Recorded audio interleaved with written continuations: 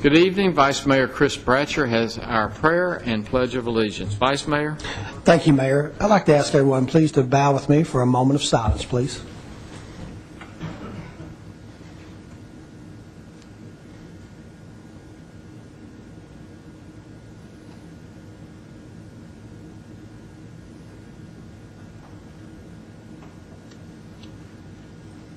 Amen. Amen.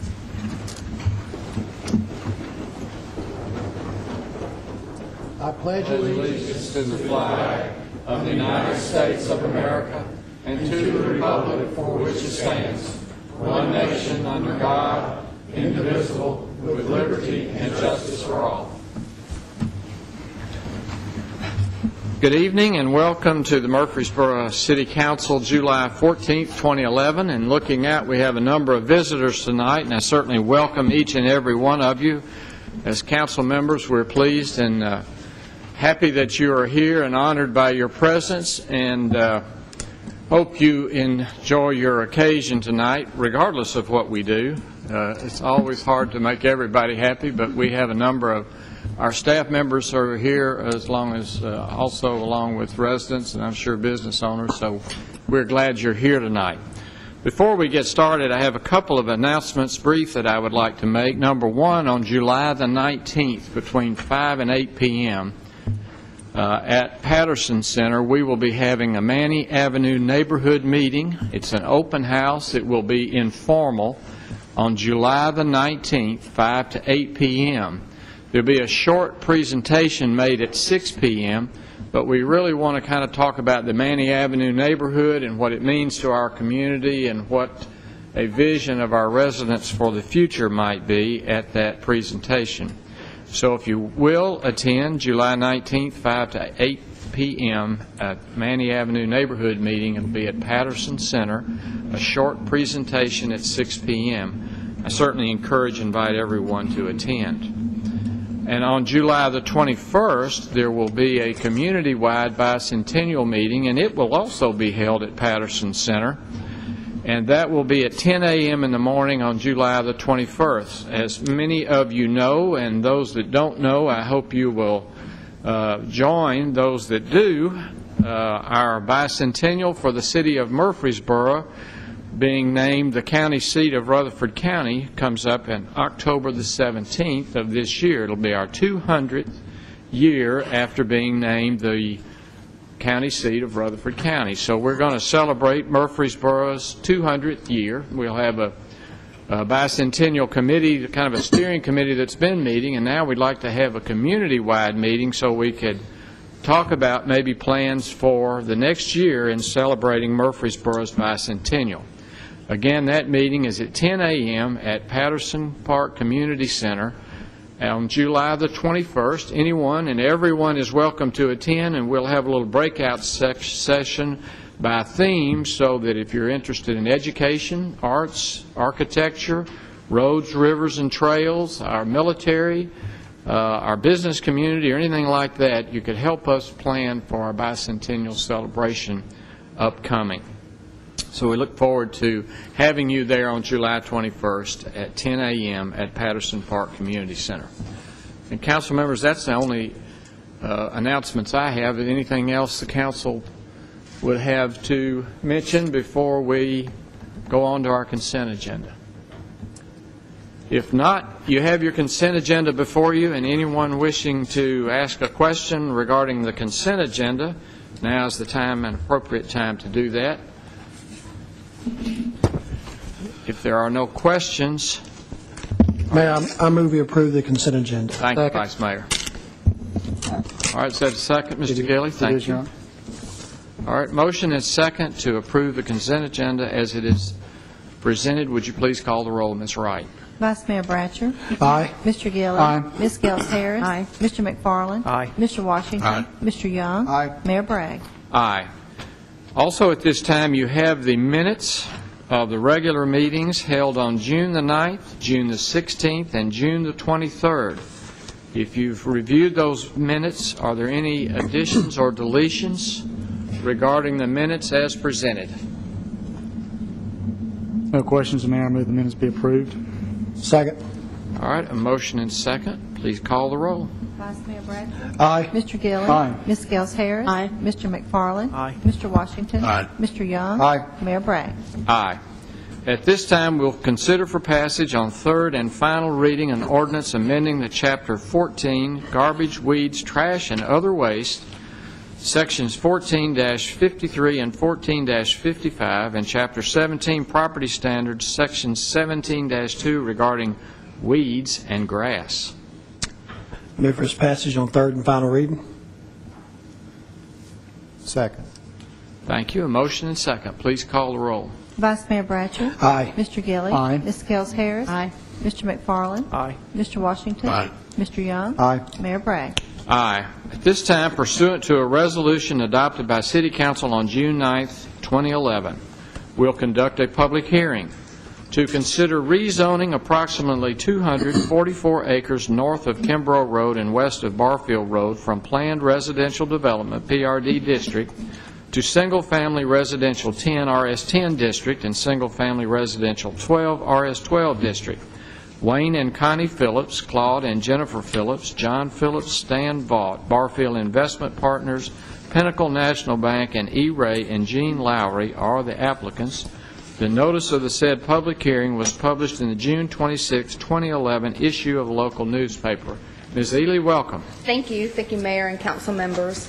Our first public hearing this evening is to consider rezoning some property located along Barfield Road, Kimbrough Road.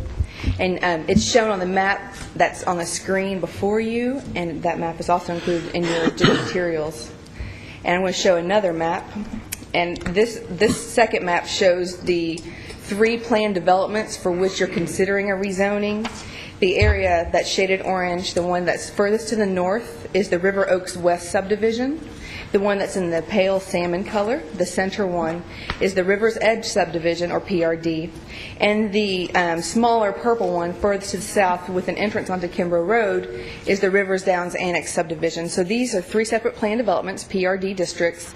And tonight, as one application, you'll be considering rezoning all 3 of these planned developments to either RS12, Single Family Residential District, or RS10. The properties, as I mentioned, are located just west of Barfield Road. They're also north of Kimbrough Road. The properties to the north are part of the 3 Rivers Planned Residential District and also the Stonebridge Active Adult Community. The properties to the west are a part of the Three Rivers development as well. And just a little further to the west is some more city single-family subdivisions that are being developed under the RS10 and RS12 zone, and you can see those on your maps. Properties to the south and to the east are in the unincorporated area of Rutherford County and are mostly developed suburban single-family subdivisions. There is a 55-foot wide Colonial Pipeline Gas Company easement that runs through our subject area, and it sort of is located along this parallel line between the orange and the blue. The applicants are requesting to rezone the properties from PRD to RS10, and they're requesting that the RS10 area, which is 163.15 acres, is the area shaded in blue. And they're requesting that 80.85 acres, which is the area shaded in orange, be zoned RS12. Staff has included, of course, illustrations showing you which are the 3 planned developments included and then the requested area. The proposed RS10 district is for the entire River's Edge and Rivers Downs Annex subdivision, and also includes a 7.32 acre portion of the River Oaks West PRD. And the reason that portion of the River Oaks West PRD is included because it's actually located on the opposite side of the easement and isn't really physically will not be able to physically be included with the rest of that RS12 zone. The RS10 district allows single-family lots with detached residential structures on it. And the lot size is a minimum of 10,000 square feet, and the setback is 35 feet from the front property line, 10 feet from the side property lines, and 25 feet from the rear property lines. The RS12 district is very similar to our RS10 district in that it has the exact same setbacks. The difference is the RS12 district requires a minimum of 12,000 square foot lots with the same 35 feet, 10 feet, and 25 foot setback. In the staff comments, I've included a chart that may help you see the differences between the currently approved planned residential district zones, between those, the River Oaks West, the River's Edge, and River's Down Annex. Essentially, this rezoning will not change the form of the subdivision because as they are currently proposed, that the lot sizes that are the minimums now will continue to be the minimums in the future. But a change in the, I guess, economic climate has caused the original developer to not be able to participate in the future development of these properties, and there are several property owners that are now involved. And you can see just from the long introduction that Mayor Bragg read, all the different property owners who have a stake in this project.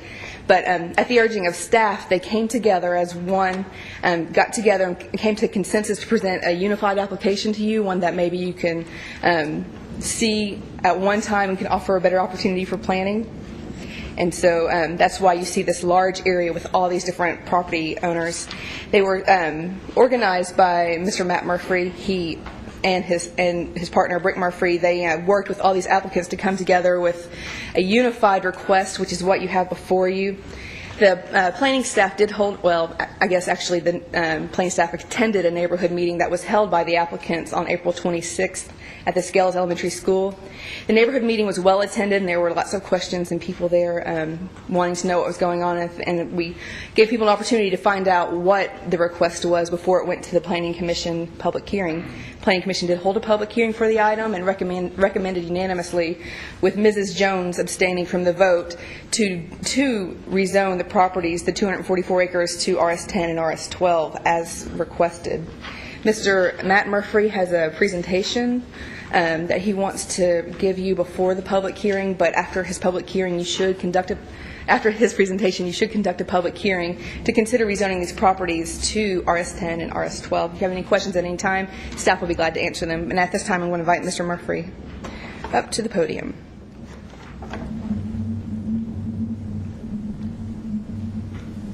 Thank you. Mayor Bragg and members of the council, I'm Matt Murphy of Murphy and Murphy Attorneys. My law partner, Brick Murphy, and Steve Steele of Huddleston Steele are here to present with me this application. Our law firm represents the 10 applicants that Mayor Bragg read to you, and I won't repeat all of their names, but all groups that own the property are present here tonight.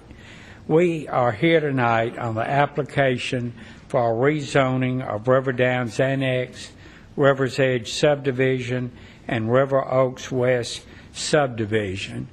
The land is currently zoned PRD. It was originally owned by entities controlled by Claire Vanderschaff.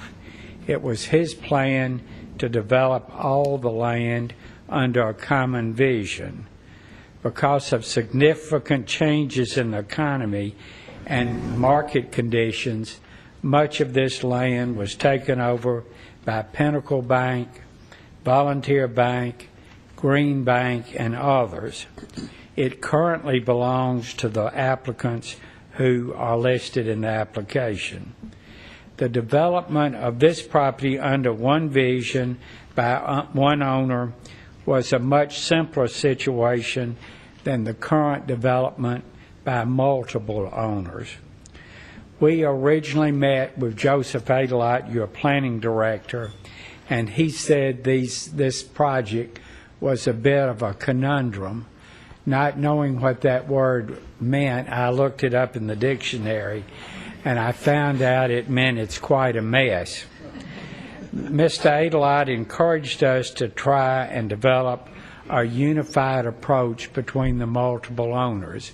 And after extensive meetings, this was done, and that's the reason we are here tonight.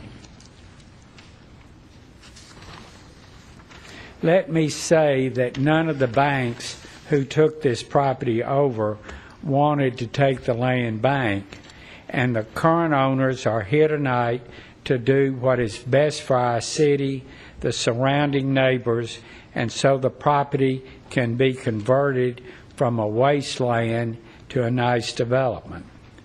Please be aware that under the present zoning, some 500 lots can be developed without a zoning change.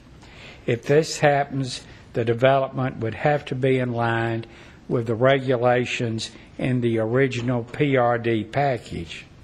Steve Steele, our engineer, and Brick Murphy, my partner, have attempted to develop proposed restrictive covenants which they will place on the property, the owners that is, involved prior to the final rezoning application approval. These are in line with the PRD requirements. I might say the major change we are making in the rezoning is the clubhouses and amenity packages are being deleted. We felt this was necessary as it was not clear with multiple owners who would build these amenities and who would be responsible for maintaining them.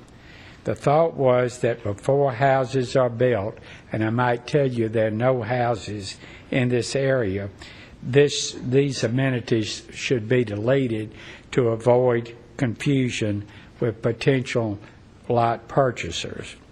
Obviously, these amenities, if built, could only be for the homeowners in the area, so this has no impact on the surrounding neighborhoods. Steve Steele and Brick Murphy will explain after I conclude the proposed restrictive covenants which are currently to what is in place. And I might say the owners imposing restrictive covenants will bind the purchasers that eventually purchase and develop the property.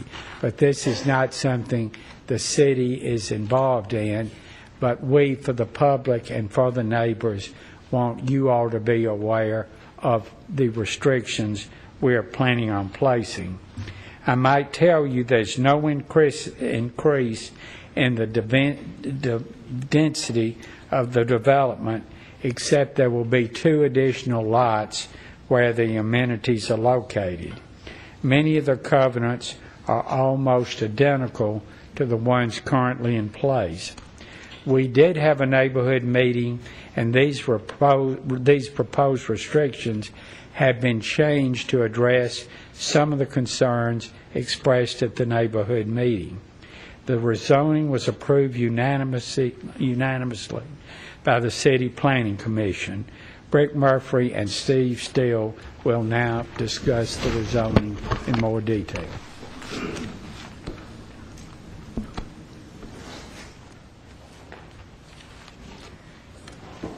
Thank you, Matt. I'm Brick Murphy of the law firm of Murphy & Murphy, and we represent the applicants tonight. I'm going to walk y'all through the proposed restrictive covenants and a couple of the highlights of the development plan.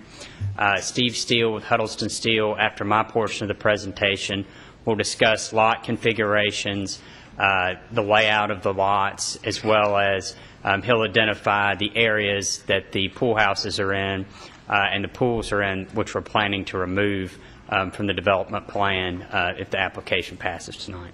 So, without further ado,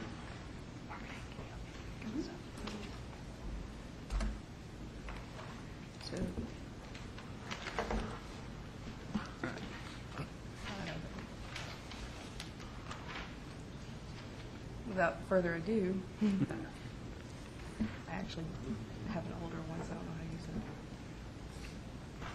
it. You can go down by going like that if you want. I don't know how to make it go.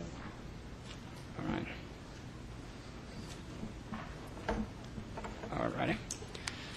Okay.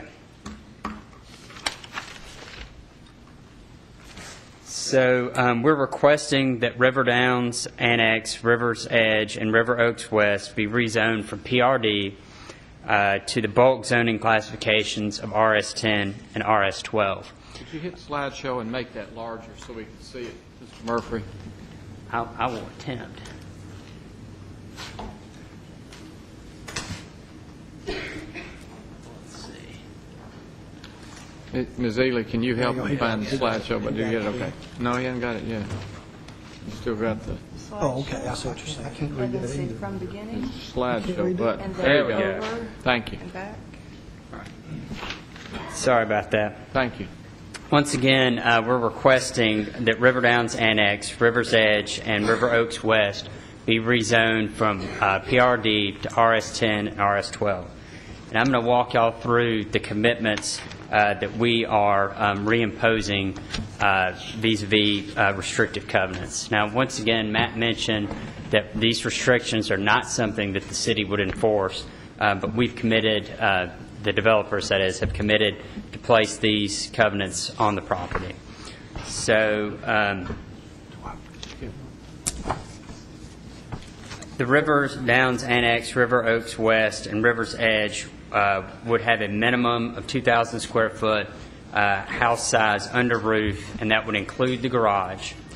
And as a compromise to the neighbors, we've agreed to a minimum of 1,800 square feet of heated living space would be required for homes on lots adjoining the existing River Downs subdivision. This is the same minimum square footage requirement that's required in the adjoining River Downs subdivision, which is a nice single-family development in the county that adjoins one of these properties. The building materials for River Downs Annex, River Oaks West, and River's Edge would be 75% brick, stone, or other cementitious materials. No vinyl would be allowed, with the exception of dormers, eaves, and soffits. So that would prevent vinyl-sided homes in these developments. The restrictive covenant was a compromise with the neighbors. We originally had 75% stone, brick, or other cementitious materials, but we agreed to impose the same restrictions that the neighboring River Downs subdivision has, which is 75%.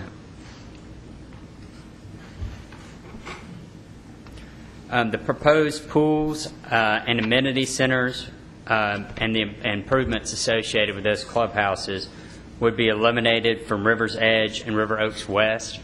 And Mr. Steele will identify these areas in just a minute for y'all.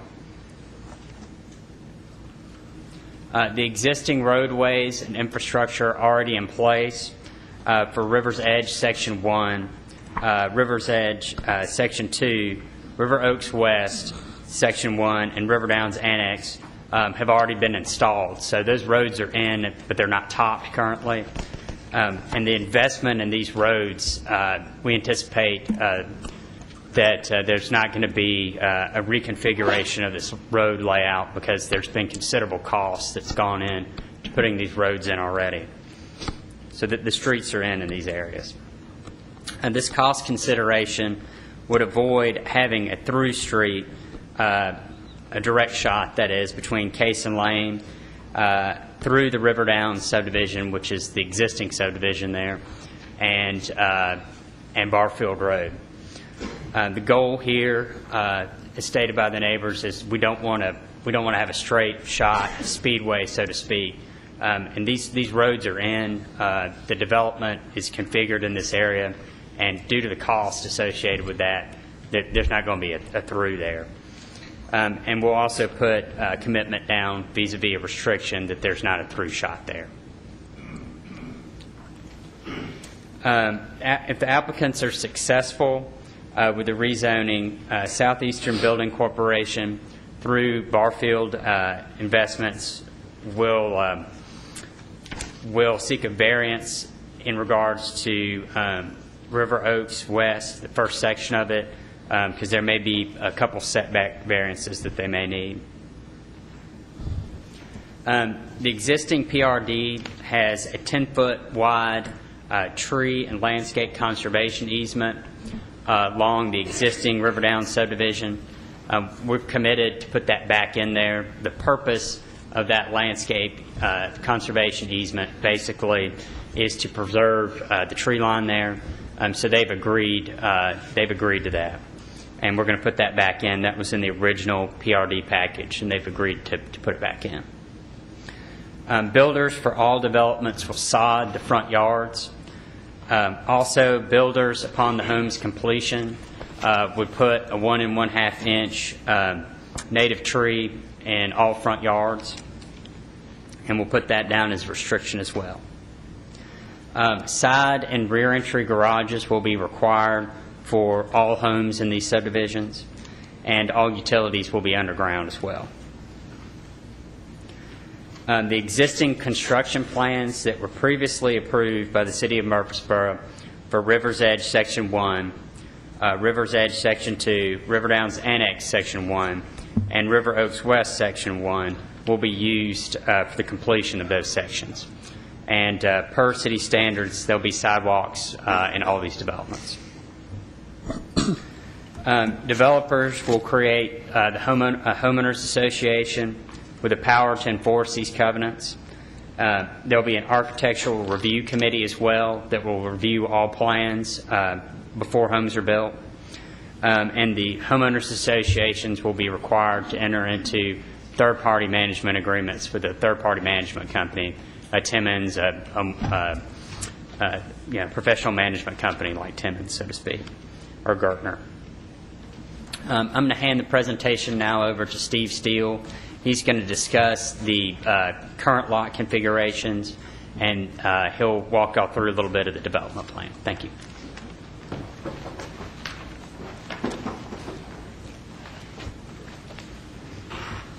Thanks, Brick. Mayor Bragg, council members, ladies and gentlemen. Margaret Ann, if you can show me how to toggle between this slide and the next one, I would appreciate it. Sure. Just that? Okay, thank you. Great. As Margaret Ann showed you in the beginning, the request is to rezone this property RS10 and RS12. In this screen that you see, the RS12 property that's proposed is shown in yellow. The RS10 is shown in orange. The yellow being the River Oaks West development, the orange being the River's Edge and the River Downs Annex development. And you might ask, well, why did we draw the line where we did? Well, there were really probably two reasons. One being that was the intent of the original planned developments that were presented and approved before. River's Edge stipulated that the minimum lot size would be 10,000 square feet. River Downs Annex Section 3 stipulated the lots would be from about 9,800 square feet, just under 10,000, up to the maximum lot size we had. And River Oaks West stipulated that the average size would be 12,000 square feet. So the yellow is the 12,000, the orange is the 10,000. When we met with the planning staff, we were asked to go and look at the arrangement of lots as they existed today, and this screen might be a little hard to see, but we color-coded it where the lots that were at least 10,000 square feet, which would meet your RS10 category, are in orange. The ones that are at least 12,000 square feet that would meet your RS12 category are in yellow. And anything that is greater than 15,000 square feet is shown in green, which brings us to the totality. As you can see in the lower right of that screen, the majority of the color is yellow with some green. And as you look kind of to the middle and left, which is south and west of that heavy line that kind of bisects the project, which is the Colonial Pipeline, you see a large grouping of orange with some yellow and green. Now you might ask, well, why do we have the green in there, those larger 15,000 square foot lots? A lot of that had to do with just simple geometry, with connectivity requirements that we had to other streets. And we just end up, as we do with all subdivisions, some lots or a lot of lots that are larger than the minimum requirement. So again, I kind of want to impress upon you that the intention with what we're proposing with the lot sizes and the bulk zoning of RS10 and RS12 is to match basically what was presented in the PRDs. The other thing that we have talked about, that's been mentioned, is right now there's no plan to change any of the lots other than a few minor changes. You might notice in the bottom right-hand corner there's a couple of lots that are orange. They're just barely under the minimum of RS12. We would have to shift a lot line or two to bring those into compliance. There'd be a few things like that we would have to do, but the only 2 lots we would propose to add potentially would, again, I'll direct your attention to I'm going to say kind of the bottom right-hand corner, not all the way to the bottom to Barfield Road, but up into the kind of the bulk of the subdivision. You'll see a pink area, and that was the amenity center for the River Oaks West development.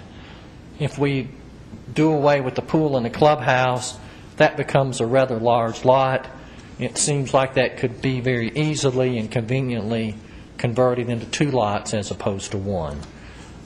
The original lot for the amenity center wasn't counted in the density. That was just part of the development. The other amenity center area is all the way at the top center of the property.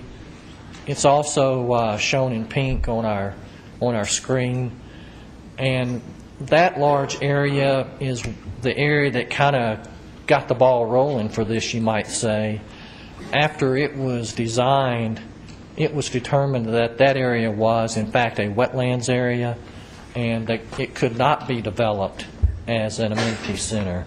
So that created a problem that we had a center plan for a piece of land that we couldn't develop in that manner. So the 2 pink areas are the 2 amenity centers, and that, as a matter of fact, would have to remain as is. Excuse me.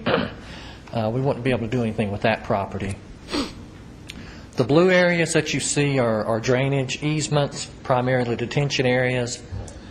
And I'll go back to the screen that shows what we're proposing. Again, is RS-12 in River Oaks West, the lower right-hand portion, RS-10, the orange in the River's Edge and River Downs Annex 3 portion. Rick, was there anything else we wanted to? We'll be available to try to answer any questions you have. Thank you very much. Thank you.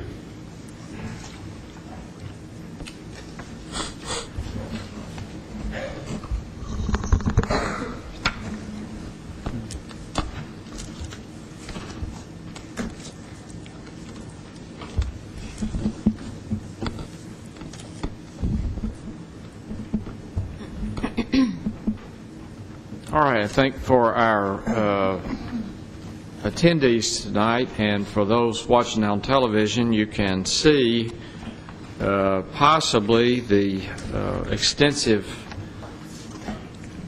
planning and work that went into putting this development together when, as some of us would refer to it today, the good old days were there and people were trying to buy property and buy houses. And many people were certainly moving into different types of developments. And this one was to have been a very nice development, and our planning staff had done an excellent job, I think, in working with the developer. And there are many residents in that area who certainly want that to continue. But the times for purchasing and buying loans and that type of activity now has certainly changed diametrically, I guess, and so the persons who had lent money toward this property now are working together with actually probably sold the land and now have taken the land back. So we are interested now in trying to determine a way to use it in the future based on the current planning that we have and the rules that we have in place. So at this time, we'll open a public hearing, and those interested in speaking for or against this rezoning from a PRD to an RS-12 and an RS-10 zone, if you're interested in speaking on this particular tract or several tracts, if you would step to the microphone and give us your name and address, we'd be happy to hear your comments. Anyone wishing to speak regarding this rezoning? We have one moving forward, a brave soul.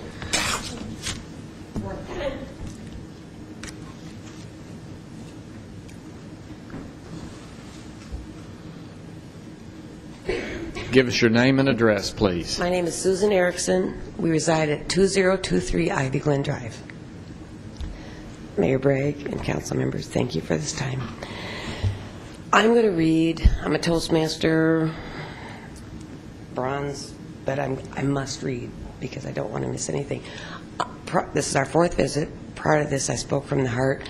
I'm still speaking from the heart, but I want to share with you some thoughts, and I want to capture them all. This is our fourth visit to council. We were here. First of all, I want to say we live in Summer Place, and we own 2.8 acres there. At 726 feet are adjacent to the development. We were here in August 2007, February 2008, May 11, today, as well as I was at Scales Elementary. We moved in our home in December 2006. Mark Fye, who was our realtor, told us there would be a development there. We knew that. We thought it would be RS-15. Now we're at RS-12. Okay. We've come to realize that this is the way it's going to be, and I'm not fighting that battle anymore. So with those three developments coming in, Rivers Down Annex, Rivers Edge subdivision, and Rivers Oaks subdivision, like I mentioned, we have 726 feet adjacent to that. It's probably one of the biggest pieces of property because we have an elongated rectangular plot. At the February 2008 council meeting, I asked, do I need to hire a surveyor? And Mr. Adelat said that might not be a bad idea. So I did, and I have with me tonight Len Tuskar, who has done a survey of our property, and fortunately he found that our stakes and our fence lines, we have a ratty wire fence, but I love it, is on the lot line. And with your permission, when I conclude, if Len wants to add anything, if that would be okay. One speaker at a time. Okay, thank you. So, I've been here before, and I've made some requests, and today, I realize that we're moving forward with the zoning, so I have 3 requests of you tonight.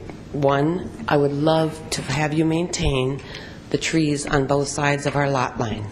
We have trees on our property line, and there are trees just exactly, they're just bumping up against each other against this wire fence.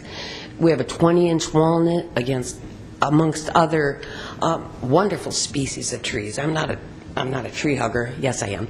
I really want to maintain my privacy, and my husband does, and the 2 children that live with us, 30 and 24. And also, I really want to maintain the sustenance of Spence's Creek. We have a creek flowing through our property. The first part of our property, we have a beautiful fire pit. It's probably about 20 feet in diameter. Beyond that is our woods, and Spence's Creek flows through it. And Len talked to me about where it comes from and all that, and I'm going to let him speak to that if he wants to. So Spence's Creek, the tree line, and then I understand that some folks in Rivers Down and some individual property owners were provided some landscape or conservation area, amenities, or I don't know what it's called. And we would, not that we need 10 feet, we just really want to maintain our tree line on both sides of the fence. And that's really important to us. And two of our champions, Ms. Jones and Mr. Halberton, recused themselves as they had conflict of interest. So I implore the remaining council members to please maintain our trees, watch Spence's Creek, and afford us. We've moved there in December 2006. We love it out there, and I just really want to maintain its integrity. Thank you. Could you give me your address again? I got 2023 Ivy Winter. Ivy Glen Drive. Ivy Glen. Thank you. And the zip? 37128. 128. Thank you. Thank you. Others wishing to speak? Good evening, Mayor Bragg and council members. My name is Leonard Tusar. I'm a professional land surveyor in the state of Tennessee. I was contracted by the Ericksons to perform a survey upon their property in the Ivy Glen subdivision, which I have done. I have done the field work with regards to locating the corners and locating the trees along the property line. And as Ms. Erickson said, the trees are, it's a normal old wire fence tree row with large trees, small trees. It's grown up pretty much along the side, and her wish, of course, is to maintain that strip as a privacy buffer between them and the neighbors. Their particular lot has more common property line with this particular zoning request and subdivision than any other lot in that subdivision, Summer Place. Additionally, in the rear of their property, as she mentioned, there is Spence Creek. The original subdivision plat showed a 315-foot drainage easement from the rear of their property towards the east for accommodating this drainage for Spence Creek. In my performance of my survey, there is a large diameter culvert, approximately 30 inches, that drains from the property in question onto her property, which permits the flow of stormwater from the adjoining property onto her property, and which is the headwaters of Spence Creek. These issues, I'm assuming, will be addressed during the design phase of the subdivision and addressed then. But I thought I would like to bring that to your attention. As I said, my clients, the Ericksons, would like to maintain as much privacy as possible, and her request of perhaps a conservation easement along that particular property line would not be unreasonable. Thank you. Anyone else wishing to speak for or against?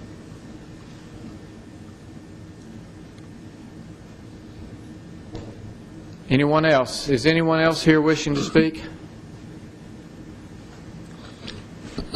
Well, I'll close the public hearing at this time, and we'll consider for passage on first reading an ordinance to rezone an area north of Kimbrough Road and west of Barfield Road to single-family residential 10 RS10 and single-family residential 12 RS12 districts. Vice Mayor. Yes, Mayor. They mentioned the tree line that was bordered their back property. And I guess Mr. Alott may answer this question. I think Mr. Murphy mentioned the 10-foot conservation strip along the rear property line. Would that encompass what they're discussing about the tree line? Actually, it would, but it actually said the conservation easement that he discussed is located on the east side of his property, adjacent to another subdivision. At our neighborhood meeting, Ms. Erickson left before she was able to discuss these issues with us, and I think that before this comes back, I'll be glad to take it up with Mr. Murphy and the applicants, because I think that had they heard this at the neighborhood meeting, I think they'd been very glad to have done the conservation easement and to preserve that tree row. I have no doubt about it. But she was unable to stay at the meeting, and she left before she was able to discuss that. What about they mentioned the Spence Creek and maintaining that? I mean, that's probably something we have to maintain, for us. Can't alter that creek. Is it if it's a blue line stream? Or? If you will look on the little map that the city provided, you'll see Ivy Glen Drive, and at the very end of it, you see a very long rectangular lot at the that'd be to the north of the property. This is adjacent to the Ray Lowry tract. It's not adjacent to any of the other tracts. This is the Ray Lowry property. This Spence Creek travels from south to north across her property, and it's just the way the creek goes. I think that during the design of a future subdivision on the Lowry property, we want to be very respectful of how it's going to impact her property. Of course, that is a creek. She and her surveyor both have identified it as such, and it does convey a lot of water. But during the design phase of the subdivision in the future, we will look at that very carefully, because we don't want her to be flooded. We want the conveyance. We don't want it eroding her property out, leaving a ragged ditch. I also get the impression that she likes the creek and would like for it to remain as a viable stream. And I'll be glad to discuss it with her further if she would like to give me a call. And again, had she stayed at our neighborhood meeting the other day when we had it, I think that the applicants would have been very glad to have accommodated her in their And covenants. this is on first reading, so there is some opportunity for additional requirements, Thank you, Mr. Chairman. perhaps in And the I'll be, future. and Mayor and Council, I'll be glad to report back before third and final reading if this does move forward. Thank you. All right, council members, you have before you this first reading. There will be 3 readings, but tonight is the first reading. Are there any other questions regarding this rezoning? Mayor, if there are no other questions, I move we approve the recommendation. Second. All right, you have a motion and a second on first reading. Please call the roll.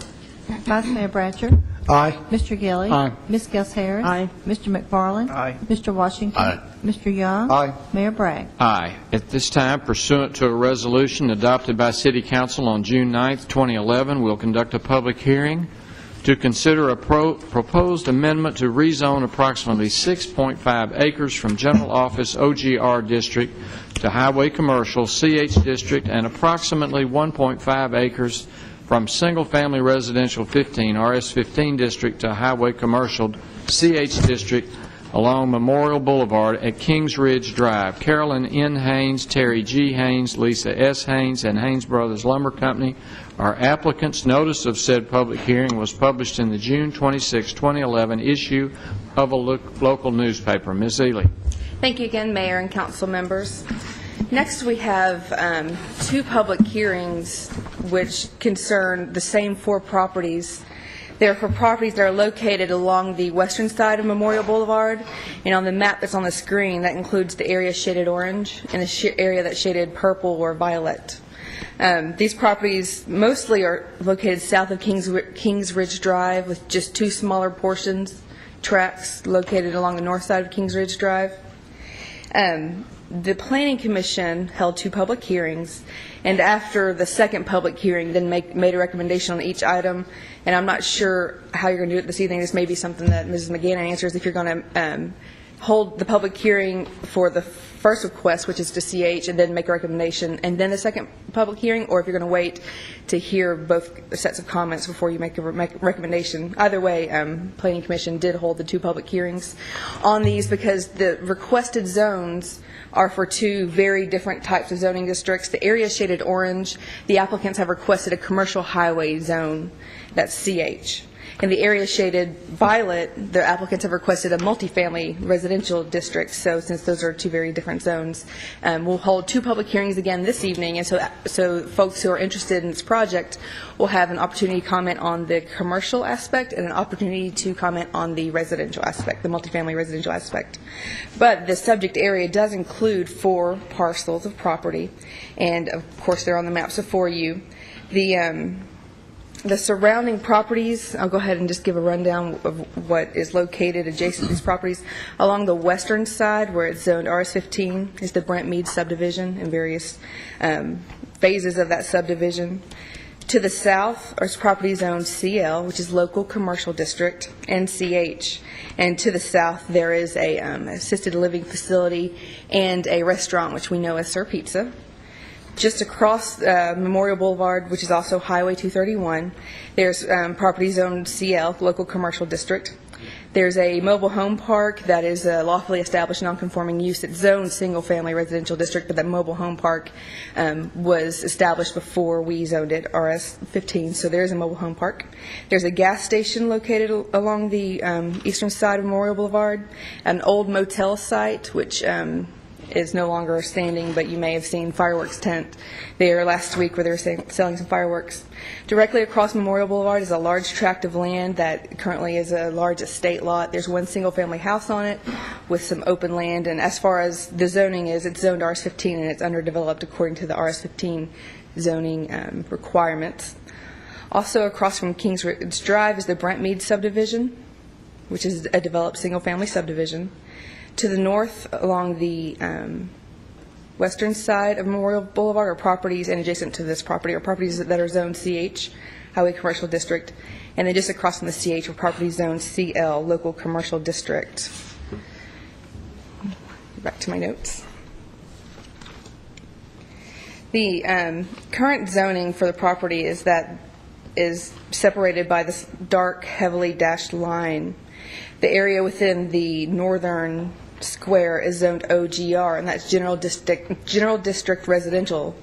In that OGR zone, residential uses and some light commercial uses are permitted, such as real estate offices, veterinary offices, various types of office uses, and also a few different types of residential developments: single-family, two-family, which you may refer to as duplexes, three-family or triplexes, and four-family dwellings are permitted in that existing OGR zone.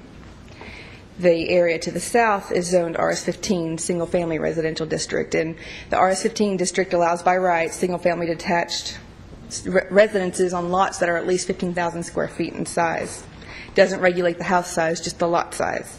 And there are various other types of institutional uses that are permitted by special use permits, such as a place of worship, but those would be required application to the Board of Zoning Appeals.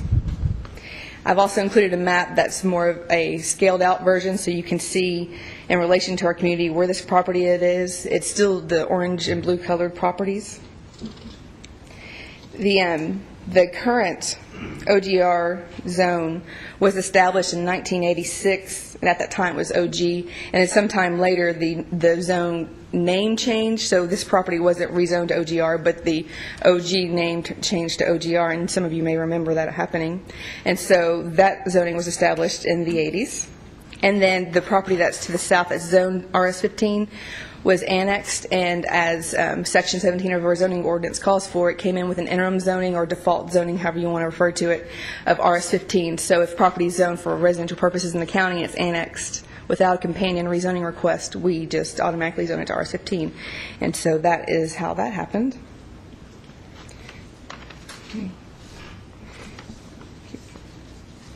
I have, you probably read 6 pages of staff comments, so I'm just flipping through, making sure to hit all the high points. But the requested area, the request is divided into 2 parts. And this first map shows the part that we're going to have the first public hearing on, and that's to rezone property that's shaded orange from its OGR zone and its RS-15 zone to CH, Highway Commercial District. You can see that this property is concentrated along the highway, the major highway there, Memorial Boulevard. And so the comments relating to this public hearing will be only for this CH portion.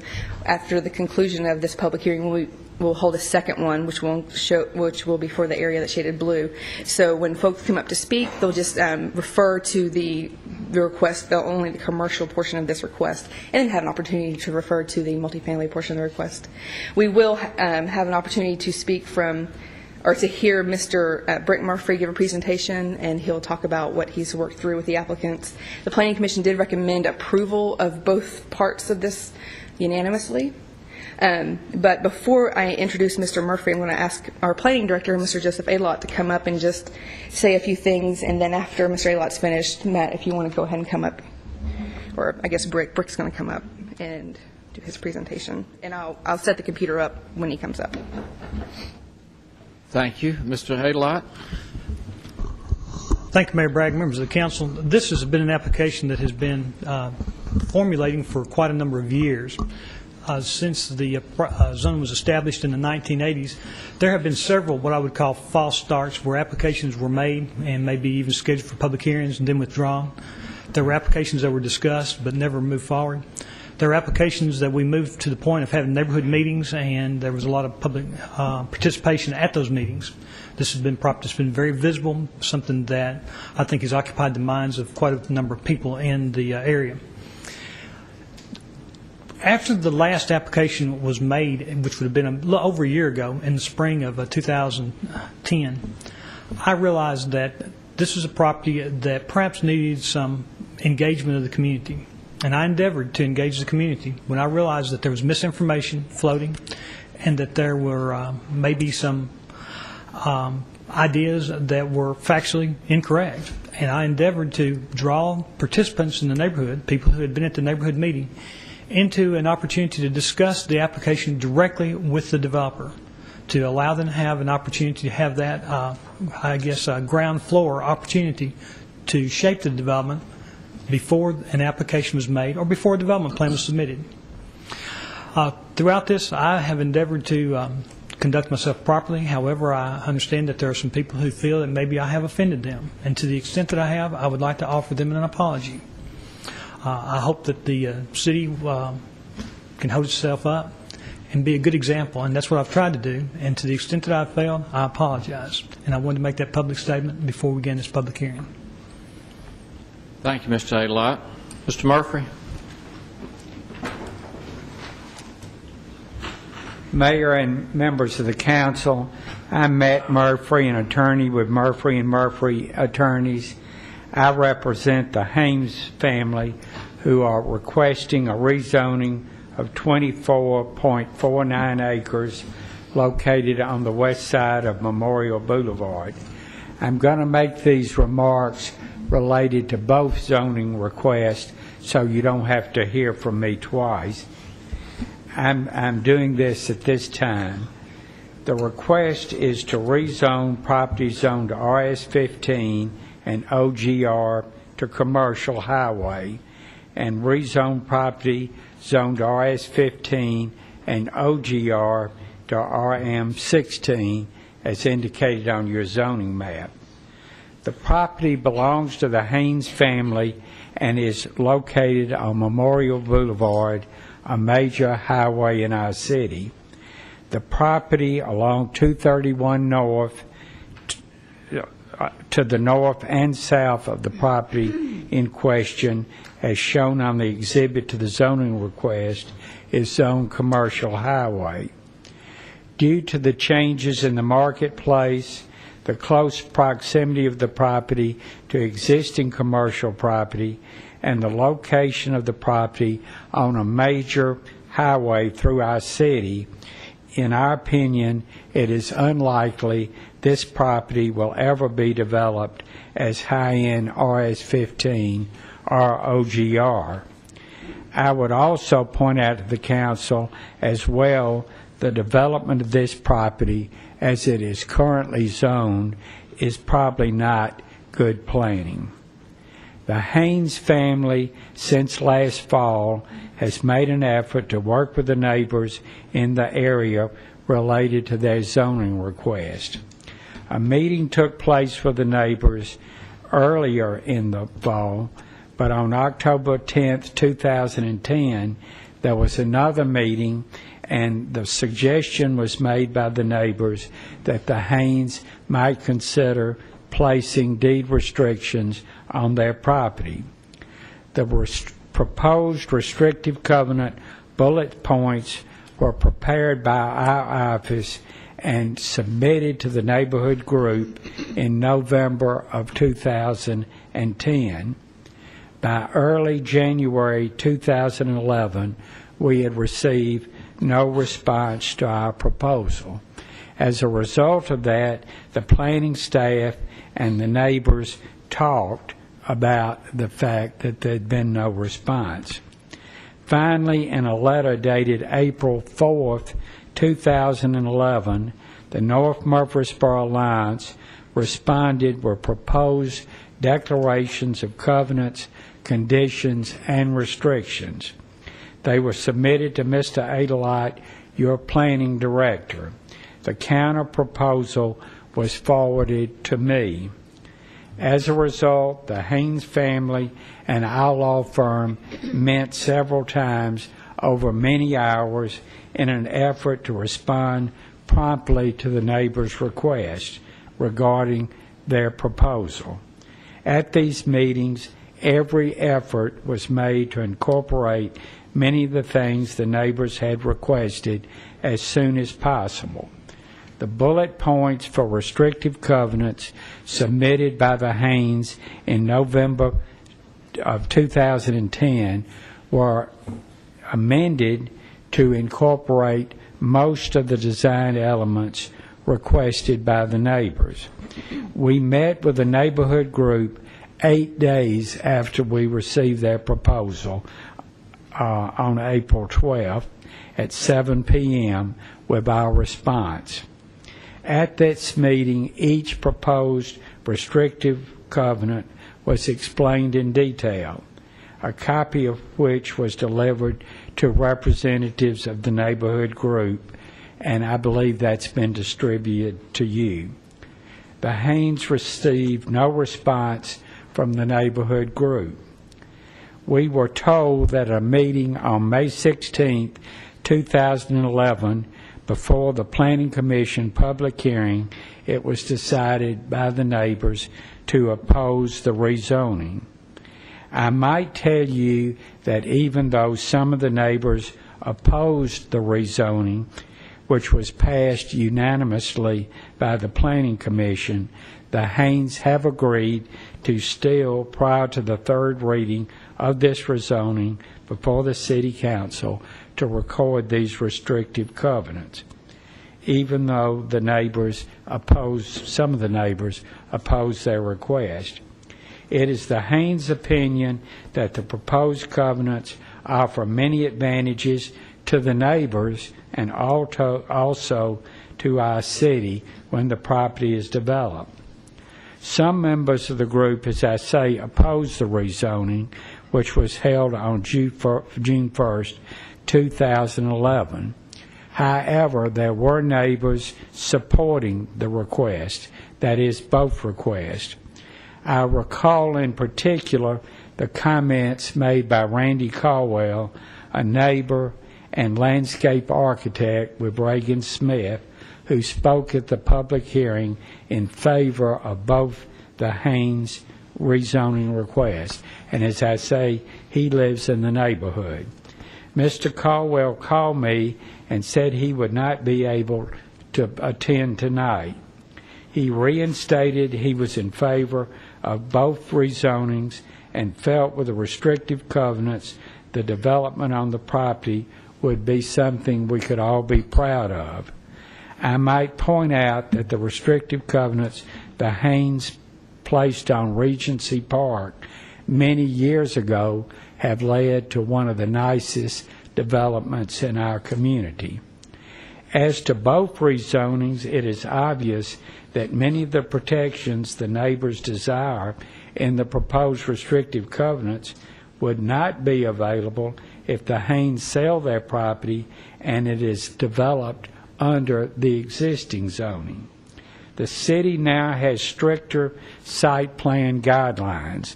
The neighbors, of course, are welcome to attend any site plan presented to the city.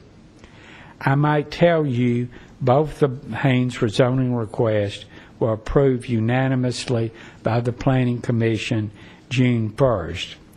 In any event, we are here today to request that the rezoning be approved. And now Brick Murphy is going to quickly go through the restrictive covenants the Haynes proposed to record if this is approved on it, the second reading.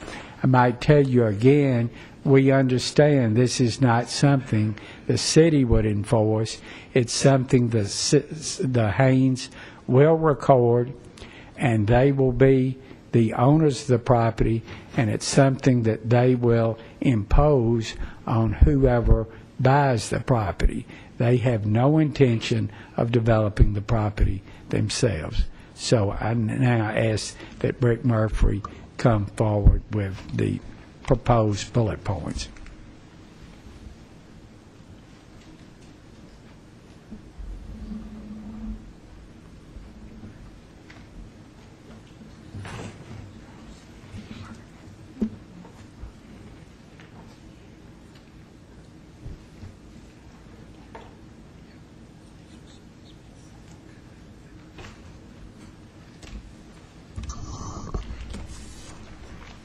Good evening, Mayor Bragg, members of the City Council and staff. I'm Brick Murphy of the law firm of Murphy & Murphy.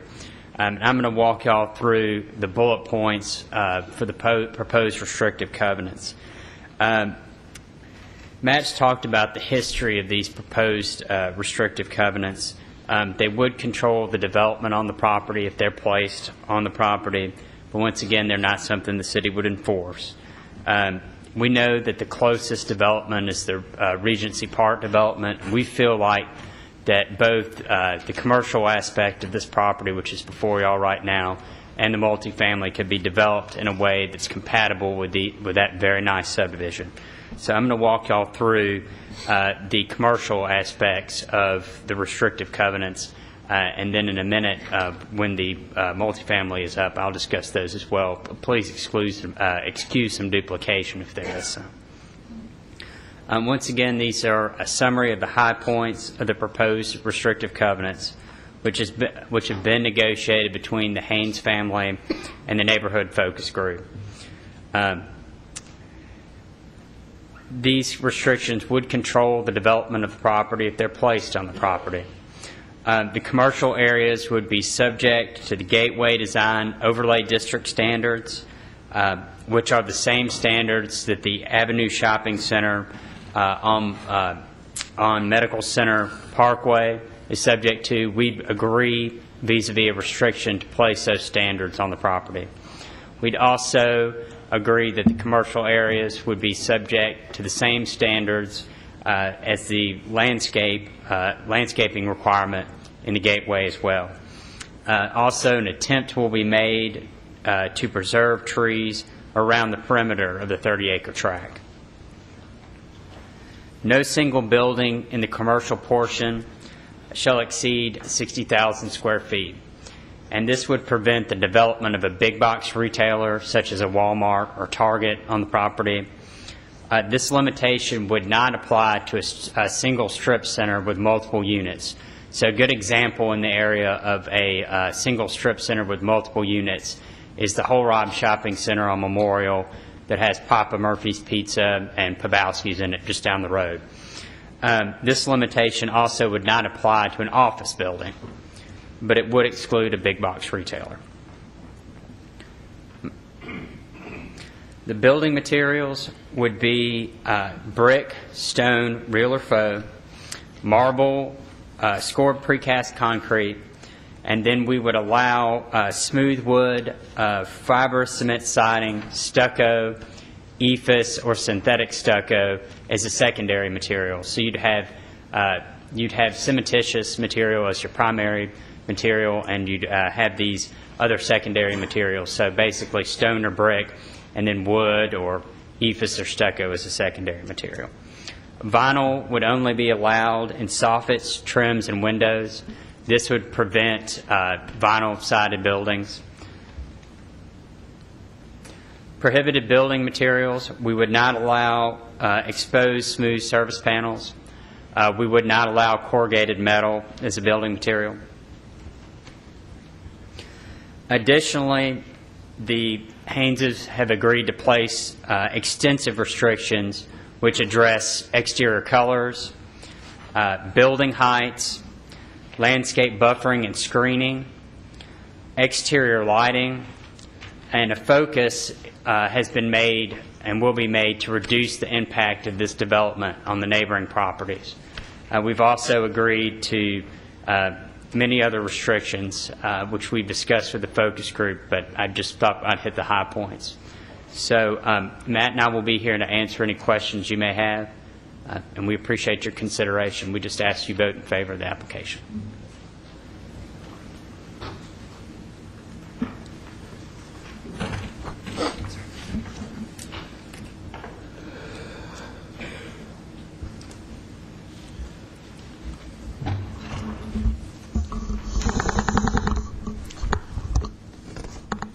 All right, are there any questions for Ms. Ely before I open the public hearing? Ms. Ely, I see the RM16 allows 35 feet height. Is that correct? Yes, sir. The current zoning for the property allows a maximum height of 35 feet, and the proposed zoning both allows a maximum of 35 feet.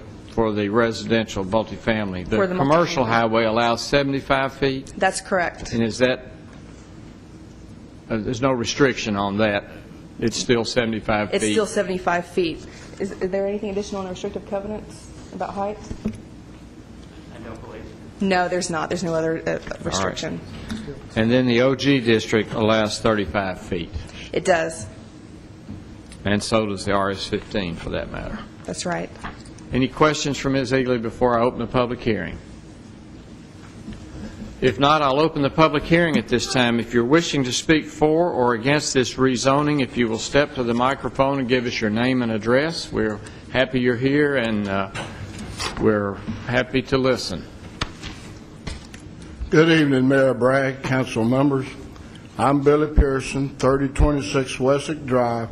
My property joins the Haynes property line on the south side of Wessex, dead ends into the Haynes property. I believe that we have enough commercial buildings in the great city of Murfreesboro. 1 month ago, I took a leisurely count down Memorial Boulevard, starting where St. Clair Street is, and all the way to the Publix, and I counted 32 vacant commercial buildings, from drug stores, grocery stores, restaurants, whatever. They were all vacant, and I believe they're vacant today. Maybe 1 or 2 more has become vacant. We're overloaded with commercial zoning in this town. We got strip malls in every city, every thoroughway, and we don't need any more out Memorial Boulevard. I appreciate Mr. Joseph Adelot wanting to protect our community and see this change to protect our nice subdivision there.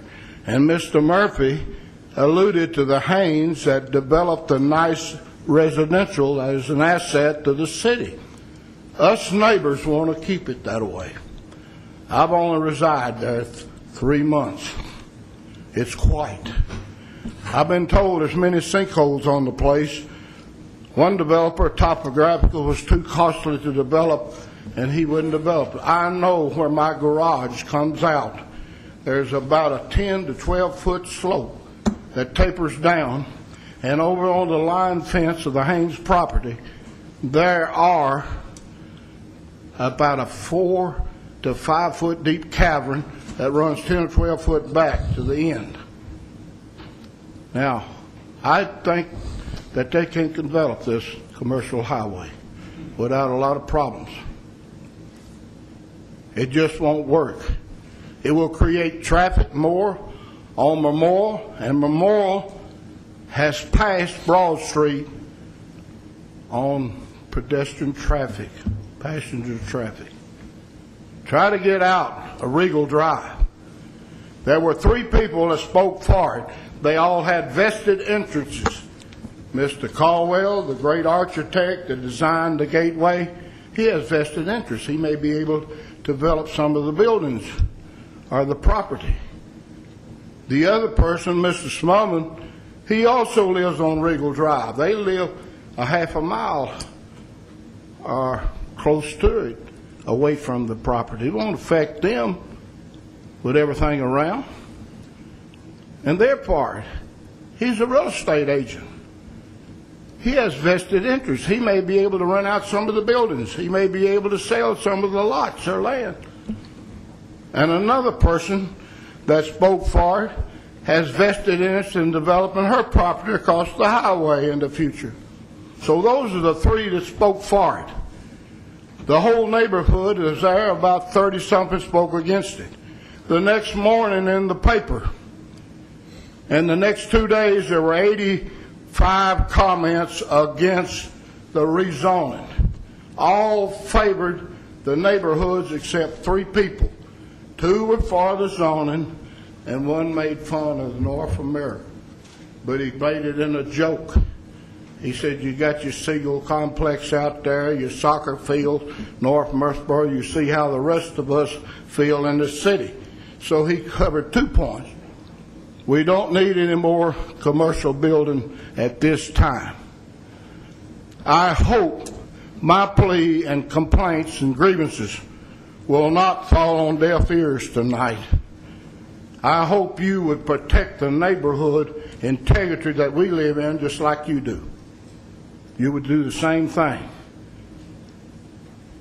I hope you will turn to citizen government of the people, by the people, and for the people. I ask you to propose this zoning. Thank you. You're asking us to oppose. Oppose. Oppose. Thank you. I just wanted to clarify that. Thank you, Mr. Pearson. Others wishing to speak?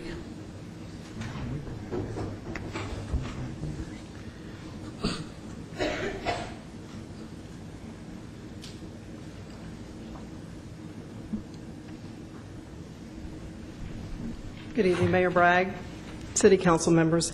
My name is Pamela Yoko, and I live at 134 Brent Mead Drive in Brent Mead Subdivision off of Memorial Boulevard across from this tract of land.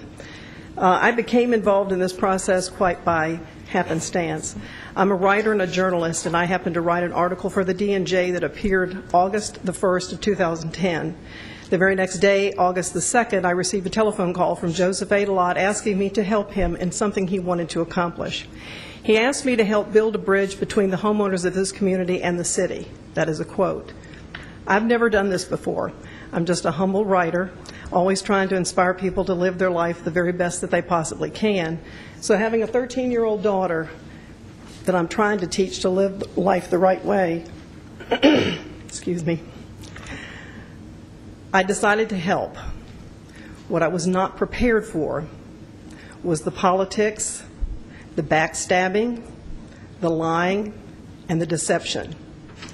I'm standing here before you tonight as a citizen of Murfreesboro asking you to consider something. Please listen to me carefully. I recuse myself as one of the 5 focus group members with the North Murfreesboro Alliance because of behavior that was exhibited by city officials and by the attorneys that were representing the Haynes family. As I told you again, I'm not a politician. I'm a writer and a journalist. I deal with facts and I deal with truths. I write to inform, to motivate, and to inspire people to become the very best that they can be with their God-given talents to give positive difference in this world. I have never had any dealings with the city, never had any dealings with Mr. Adelot. But typical to my Pollyanna enthusiasm toward life, I welcome the opportunity to be part of this community and to help my neighbors. The homeowners of Regency Park, of Brent Mead, and North Murfreesboro Alliance are not opposed to development. We are not land gazers. We do not wish to see parcels of land across Memorial Boulevard go undeveloped. In fact, on the contrary, we are conscientious citizens of Murfreesboro who are actively involved in seeing that the responsible development in these areas are conducted just that way, responsibly. We want to see planned developments. We want to see vision. We want to see creativity. We want to see developments in zoning that respect the established neighborhoods and homeowners who invest their hard-earned savings in their properties that they call their homes. We are no different from you, Mayor Bragg. You live in Riverbend Subdivision. At the entrance of Riverbend, there was a parcel of land that remained vacant there for a number of years. When someone wanted to purchase that land and build townhomes, the developer was required to present a planned development and review it with the homeowners while addressing their concerns and meeting their recommendations and expectations. These homeowners are simply asking for the same respect and the same consideration. Yes, the city planning director offered covenants and restrictions on this land. This was his idea, not the homeowners. And we welcome the opportunity. But without city enforcement, these covenants and restrictions are like dropping seeds on rocky soil. They will never bear fruit. Covenants and restrictions placed on land are simply deed restrictions. If the landowner fails to comply, the homeowners are required to seek legal action to file suit. Do we really need more frivolous lawsuits in our court system? An overlay district is a much better option. It builds respect for the landowner by offering a reassurance that his development will be presented in a way that best represents the expectations of the community. It also promotes cooperation with the homeowners who have confidence that the city will enforce the ordinances and promote a quality of life that everyone envisions. Mr. Adelot told the homeowners that they cannot request an overlay because that requires someone of higher authority. Well, in city government, I can't think of anyone with a higher authority than you, Mr. Bragg. I respectfully ask you to take the initiative to request an overlay district in the North Murfreesboro area. Please deny this rezoning request and any portion of this zoning request, and take the time to develop a district overlay with the input of steering committee members that are homeowners. Show the City of Murfreesboro that you do care about the homeowners and the established neighborhoods. In fact, please join other cities in Tennessee and throughout the country who apply the same principle to their city planning by protecting neighborhoods, not just promoting commercial development. Now, if you need some inspiration and have difficulty accepting this request from me, let me ask you to consider the words of Rutherford County Planning Director Doug DeMasi. He said recently and was quoted by the D&J saying that he was going to hire a steering committee to create and develop for him an overlay district throughout the Rutherford County area to protect the established neighborhoods from commercial development. The D&J quoted Mr. DeMasi as saying, "My greatest fear as a planner is seeing those areas destroyed, those areas that have unique character and because of that are worthy of the protection in an overlay zone." We, the homeowners of North Murfreesboro, are we not worthy of the same protection? Isn't that what city officials are elected to do, to protect the citizens and their property? It is said that we are not limited by our abilities. We are limited by our vision. Mayor Bragg, City Council members, please use your God-given abilities and the opportunity afforded to you by your office to hold and deny this rezoning request, and instead have the vision to establish an overlay district in this area to build the community that North Murfreesboro deserves to enjoy. Please show us that your actions are worthy of our protection. Thank you. Thank you. Anyone else wishing to speak?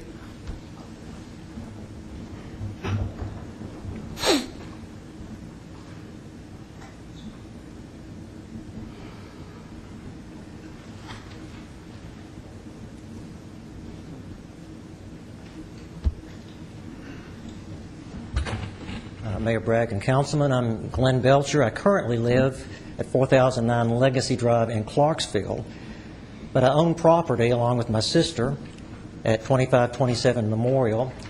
Actually lived at that address for some time. A total of 24 years resided in Murfreesboro.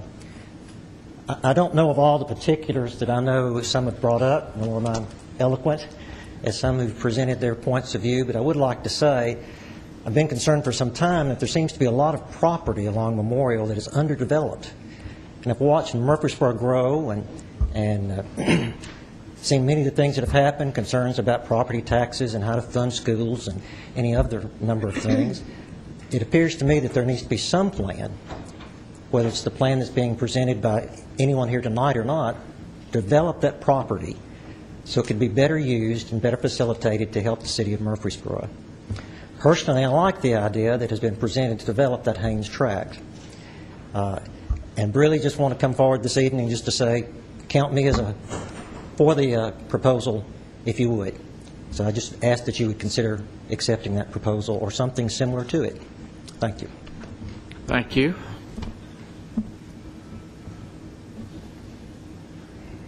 Others wishing to speak? This is on the commercial rezoning.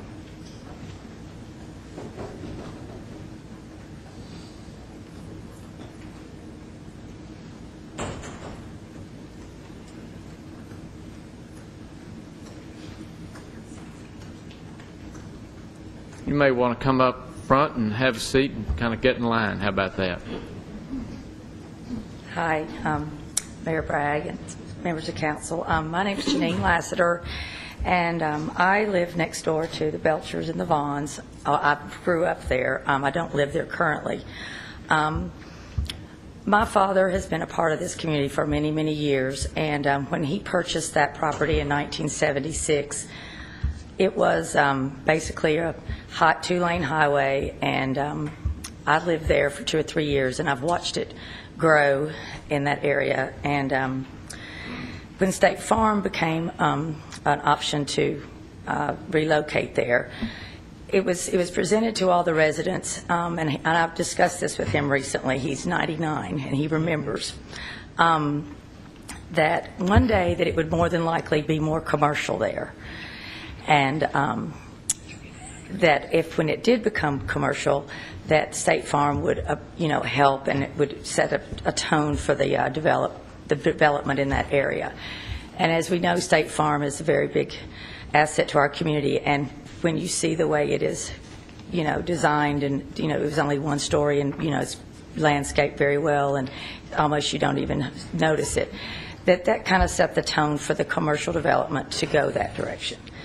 And of the developments that have taken place out there, most all of them are successful and are fully leased and have been, very much an asset to the community. And because of this, I think that whenever we have the opportunity to have development out there, it is a positive thing, because it means that people are interested in locating their businesses in our community and on that side of town. There is a need, I think, sometimes for senior living that side of town could possibly cater to, and with the commercial development on that side, I think that it would be a good idea to consider commercial use like this, and the apartments and multi-housing like Paddock Place and things that are already established out there, I think would be a big asset. I do have a vested interest in this going commercial, but I also feel that the community around there has a vested interest in the 20 acres that I own to not keep on being hindered with wildlife and overgrown and water. And for those reasons, I really would appreciate you all considering the proposals. Thank you.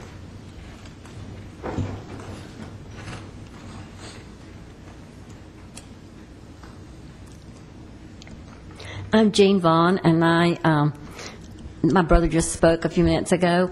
I live at 2527 Memorial. I never lived there growing up, but Mom and Dad built that house in 1967. We moved to Murfreesboro in 1949, so I've seen Murfreesboro grow a lot. We had, as Janine mentioned, a 2-lane highway. And there was a 4-lane highway to Nashville. That takes a lot of people here probably don't remember all of that.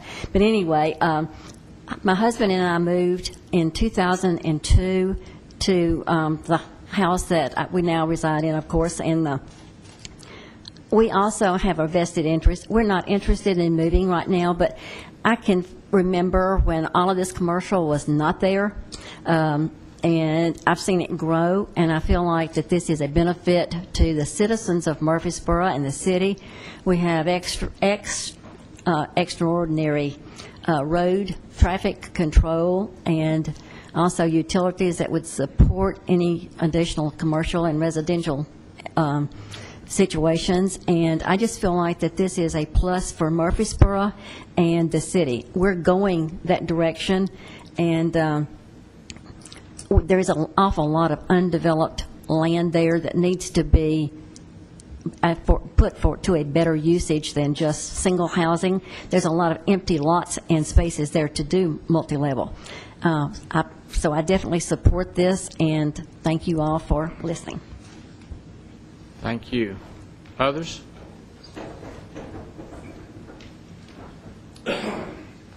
My name is Powell McClellan, 403 Westchester Court. I would like, I made the motion as in the neighborhood group that the zoning remain as it is and to still negotiate the covenants. Now, the covenants to me are critical, and I would like for the public record to indicate just how these will be enforced. If one of them is violated, what actions do we as homeowners have? Thank you. Thank you.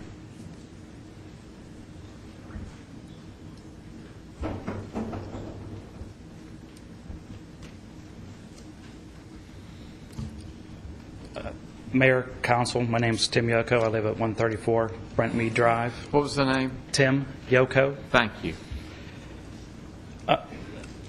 My concern is mostly with the commercial highway designation for the new zone. One of the problems we heard when we first moved here 10 years ago was about Old Fort Parkway being the traffic jam that it is. And the reason the current zoning exists on this property was because the planning department at that time, when it was established, didn't want the strip shopping centers to infiltrate all of Murfreesboro. So our feeling is, or my feeling is, I shouldn't say our, mine, is that commercial highway is too liberal of a zone that doesn't provide any protection for the surrounding homeowners and their property values. I think something that's more restrictive, if it does go to commercial, would be more appropriate than commercial highway, just because we don't want Memorial to become what Old Fort Parkway is now. Thank you. Thank you.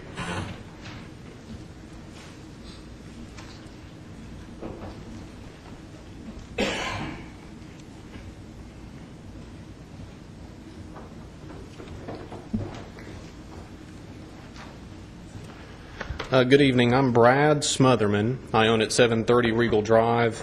My wife and I have been there for about 2 years. We've really enjoyed the neighborhood. We think it's a great neighborhood. We have great neighbors.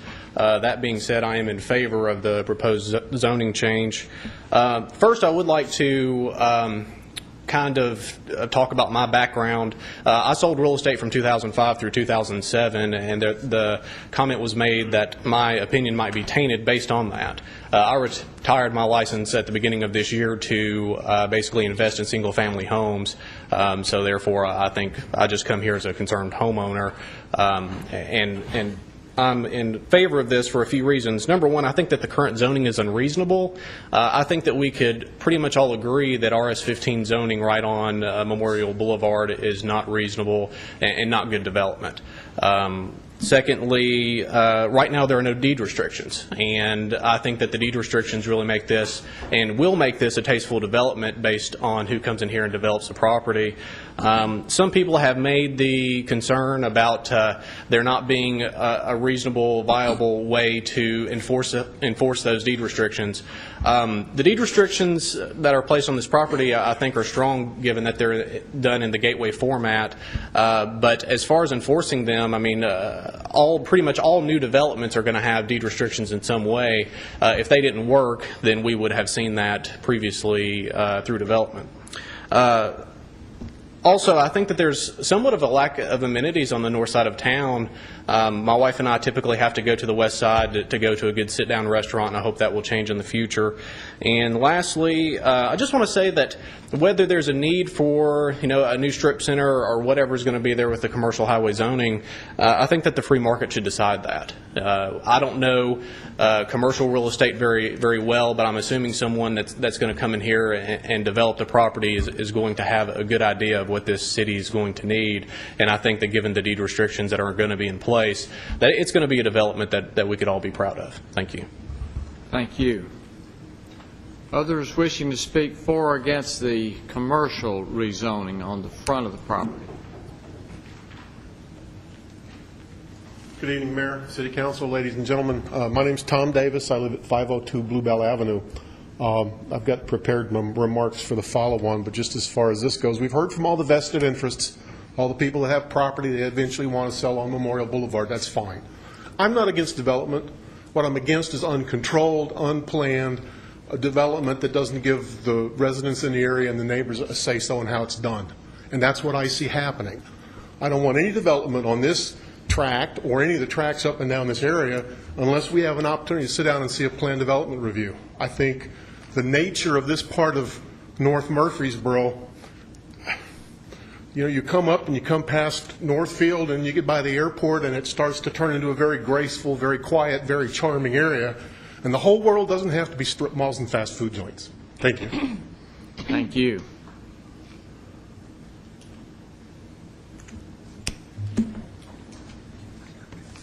Others wishing to speak?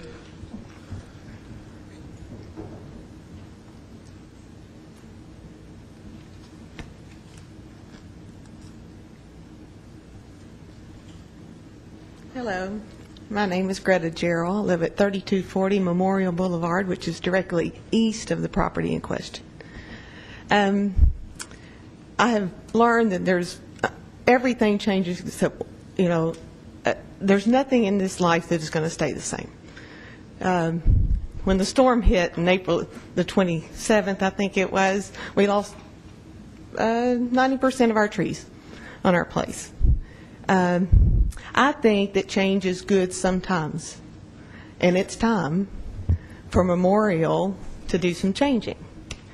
I think that the Hayneses have worked very hard with the community. I am impressed at what they've done and how hard that they've tried to work with their neighbors. I also have a lot of faith and confidence in our city planning. I think they've done a wonderful job. I applaud them. And I think that I just want to place my trust in them, and I ask you to vote for the rezoning. Thank you. Thank you. Others wishing to speak?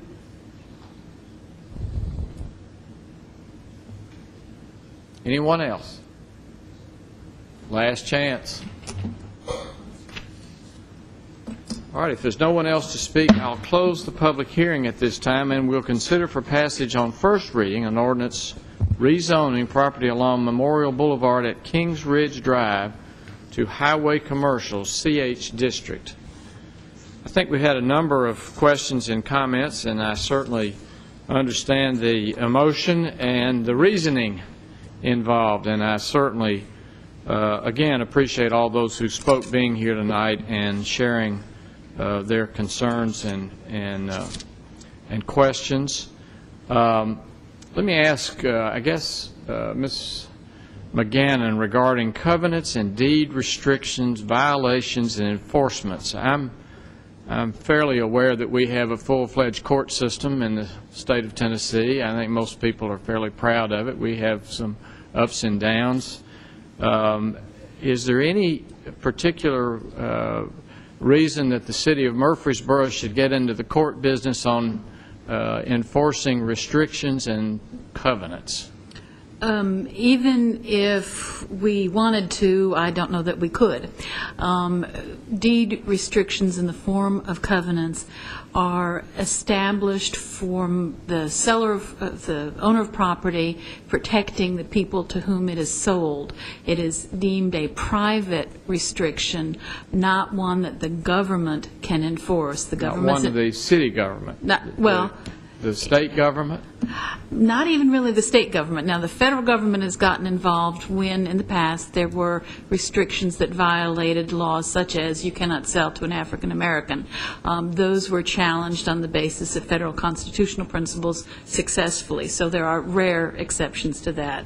But generally speaking, it is a legal restriction established for the benefit and protection of purchasers of the property, because they know that the property in the area which is bound by those same restrictions, generally in the city's experience by a subdivision development, that all of the property within the area that they can see clearly established by those boundaries is going to have the same standards applicable to it. And this is an issue which the city has had to deal with in the past and has been consistent in its approach, which is that we see some benefit in terms of public understanding of what is intended, but that it is a private restriction established by owners for the protection of purchasers. All right. I think a separate question that has been raised, and I'm not sure that everyone understands this, and I want to try to explain it very briefly, and then if I need help, I'll ask the council members and planning staff and anybody else that wants to jump in. I'd be happy to do that. This council went through a period of growth, I think, from the time before I came mayor in 2002 until the beginning of what we know as those of us who've lived through it as the Great Recession. And we had so much commercial and retail and residential development in our city that we found that in some instances we didn't have enough restrictions, we didn't have enough planning documents, we didn't have enough review procedures, we didn't write down enough rules for developers that we could tell people what was going to happen on a piece of property if we zoned it. And most of the zoning that we were doing, probably since the early 80s when Mr. Adelot started, was what we call bulk zoning. It was commercial highway or commercial local or commercial fringe or residential 15 based on the size of the lots. Well, over a period of the last 10 years, obviously, maybe 15, there's been a lot of development, so we have promulgated more rules. And that's why we went through a period that all of you, I think, are aware of, where we had planned residential developments and planned commercial developments, because we knew what an owner wanted to do with their property, and they had enough money and lending power from the banks and others that they knew they could follow through with their plan. And in following through with that plan, we wanted to see what they were going to do on the property, and that's why we had these planned developments. And you could see what people were going to do, because at that time people were so intent, the banks were so intent, and developers were so intent that they were going to build it because they had the money to do it. Since that time, and in the last 3 years, we have found that lenders are not interested in giving money to developers anymore. And landowners who hold property cannot find anyone who will commit unless they have cash. And since lenders don't give cash anymore unless they know they've got a guaranteed product that they can deal with, the City Council has roughly determined that we're not going to require planned developments in residential or commercial. We are going to require our planning staff to promulgate the rules so that we will have the same method and process after we give bulk zoning that in the old days we didn't have. So we've kind of switched, is the best way I can say it. We have taken our bulk zoning with very few rules, then required planned zoning with lots of rules, and now we've taken those rules and put them back into the actual bulk zoning. So that without the zoning, what happens is our lenders and people who want to invest won't tell you what they're going to do unless you have the cash and unless you have the zoning. So we've tried to give the rules to the bulk zoning that we didn't have before. So tonight you saw a planned development where we knew exactly what they were going to build, how they were going to build it, what it was going to look like, how many square feet and everything, who was going to pay for anything and everything.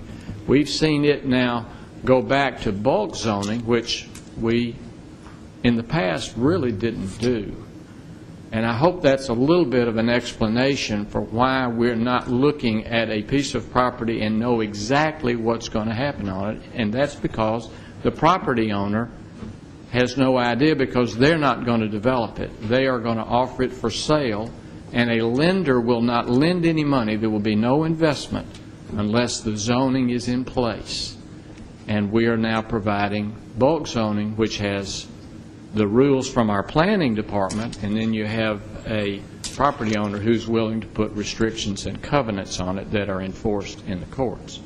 So I hope I can give a general message about that, and any other council members that would like to comment on that or, you know, direct me or supervise me regarding that. I'd just like you to know why there's a kind of a change that way.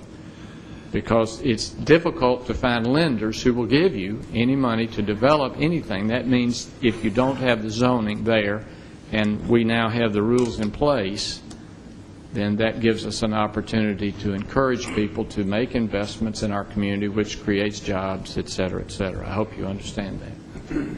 Vice Mayor. Mayor, I think you made some good points and had a good explanation of how this process has evolved, if you will. And maybe it'd be best for Mr. Adelot to come up and maybe give some examples of some of the things and rules we've changed through the years on how we've implemented parts of a plan development into now our everyday rules that are done at site plan review, are done at staff level, that we used to do here at the council level that we don't do any longer. Does that make Yes, sense? sir, I will. Part of what we did when we began to slip away from requiring plan developments for all zoning applications, we upgraded the design standards that are in our zone ordinance. For instance, we require a lighting plan. Used to be we paid no attention to on-site lighting. Now we have a very rigorous lighting plan. In fact, we even bought a lighting meter so we can check a site after it's built to make sure that the ambient lighting spilling from the site does not exceed 1/2 foot candle at the property line. 5 years ago, we did not have that standard. Our landscaping. When I came here, the landscaping was a 5-foot strip around the perimeter. It didn't matter if you were 1 acre, if you were 10 acres, if you were 20 acres. 5-foot landscape strip planted with shade trees. Now, we require that the larger your lot is, the bigger your landscaping. If you have 5 acres, you have to have a 10-foot landscape strip. Of course, the small lots are a little bit different. We give them a little bit allowance for a smaller landscape strip. Instead of just a line of shade trees planted 20 foot on the center, which most of the time wound up being white pines, which promptly died, or Bradford pears, we now require a landscape plan. We require it to be irrigated, and we require that there be a combination of shrubbery and shade trees, and we allow for there to be ornamental trees. That's a huge upgrade. It's a huge upgrade from what we used to be. We have upgraded our sign ordinance so that we don't have the standard. We still have big signs now, and that's going to be with us for a long time because of the way the laws are surrounding signage. But we are trying to get that to be a more reasonable and more controlled approach. We also require buildings to face the street. It used to be you could put the side of your building to the front of the property. We require orientation, and we review it. One of the biggest things we started was to have one of our staff members working with the architects, reviewing the building materials, reviewing the fenestration, that's the windows, reviewing the roof lines, reviewing how the building relates. Just sitting down and talking with the applicants have made the biggest difference. We now demand they understand. We studied what our community needed. We're able to talk to them. When that comes, if a plan of any kind is approved by the council, when it comes to site plan review, and it comes to the planning staff, that's where different things that we've implemented will be enforced at that level before it's even started to be built on. Is that correct? Yes, sir. At the site plan or subdivision review stage, and most of them have to go before the planning commission, so that's another level right there. Let me ask you about overlay district. I think obviously there is a little bit of a difference in that we're looking at a particular parcel here, but we could possibly compare it to the overlay district that we have in our gateway area. And I believe there was the number of acres that were involved in the overlay districts that we have in the gateway area. And you might talk a little bit about that and why.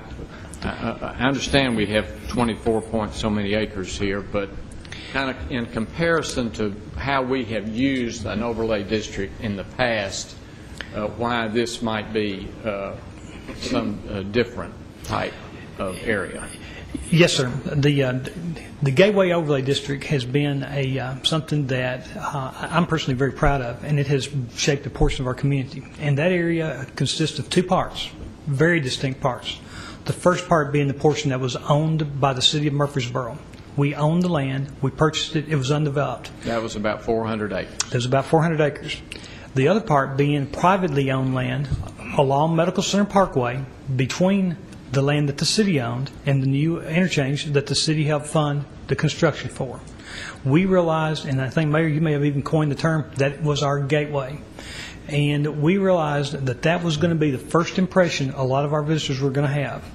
This was an opportunity to see a new paradigm for development in our community. We wanted to create a good example to point to. We wanted to change the way our economy worked to some extent. We wanted to create a place for corporate headquarters to come if they would, a place for a conference center to locate, a place for major upscale retail to locate, a place for good restaurants, a place for tourism. That's what was the sort of the basis for the Gateway Overlay District. First, the city owned the property, and we placed restrictive covenants on the land that the city owned. But then to protect that investment and the public's investment in the Medical Center Parkway and to promote this new environment we were wanting to create, we created an overlay district that overlaid over about another, a little over 1,000 acres, right at 1,000 acres, that was basically undeveloped land, centered around the new interchange in the Medical Center Parkway.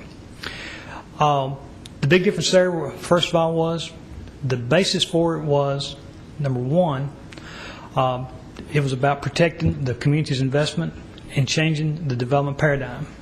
It was a large-scale effort involving a lot of different property owners, a lot of different land, most of which was undeveloped, that we saw fixing to come in and be developed probably in fairly short order, which is pretty much what has happened. We knew that were going to happen, and we already saw in that area, along Thompson Lane in particular, some, they were nice buildings, but not for the environment that we're in. We were seeing metal-sided buildings. We were seeing some just your basic industrial-type buildings getting started on Thompson Lane. And we knew that if that continued, it was really going to impact the vision that we had for the city's property and the Gateway area. Big difference. It was, and that was top-down. The City Council and the Planning Commission met, and our city manager was very much interested in seeing this, our Chamber of Commerce in seeing this, and it was the Council and the Planning Commission wanted the staff to work on it. That's where that effort came from. It did not come from a affected property owner coming and asking the Council to impose it on the neighbor. It was about the city wanting to do something for a large part of the community. Other questions from the Council? Comments? Vice Mayor. I'll make it if no one else has none.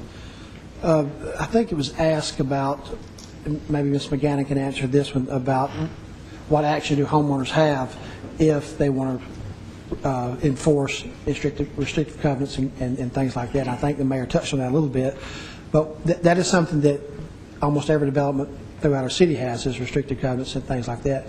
We have never gotten involved in that, but the actions that a homeowner would have if they have an HOA or whatever, they would be allowed to take that to the local court system and enforce that themselves.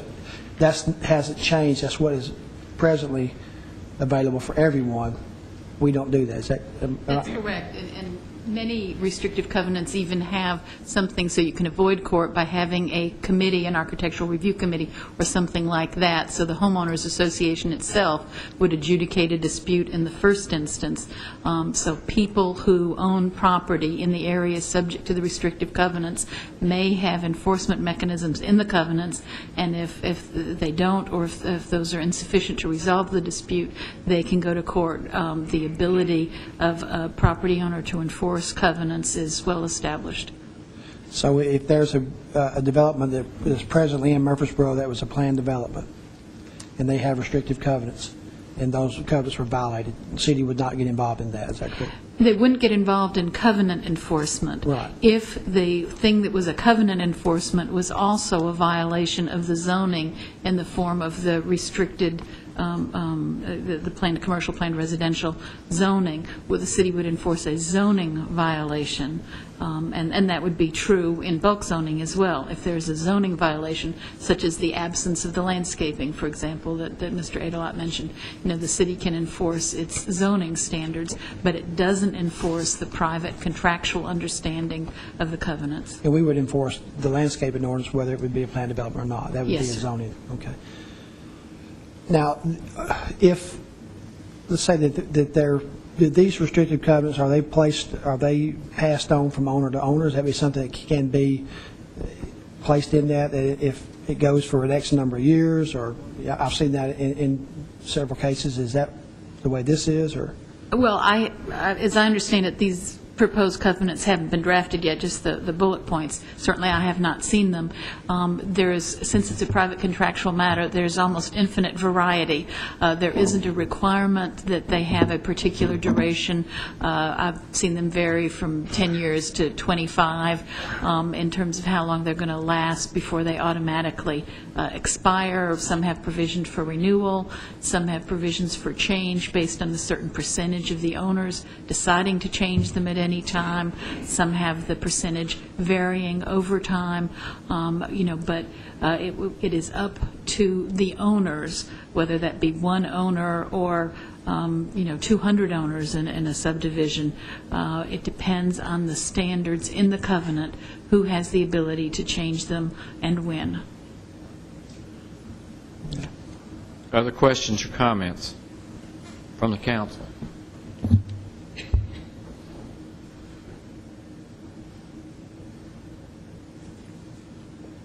All right, we have closed the public hearing. We're now considering for passage on first reading an ordinance rezoning property along Memorial Boulevard at Kings Ridge to Highway Commercial CH District.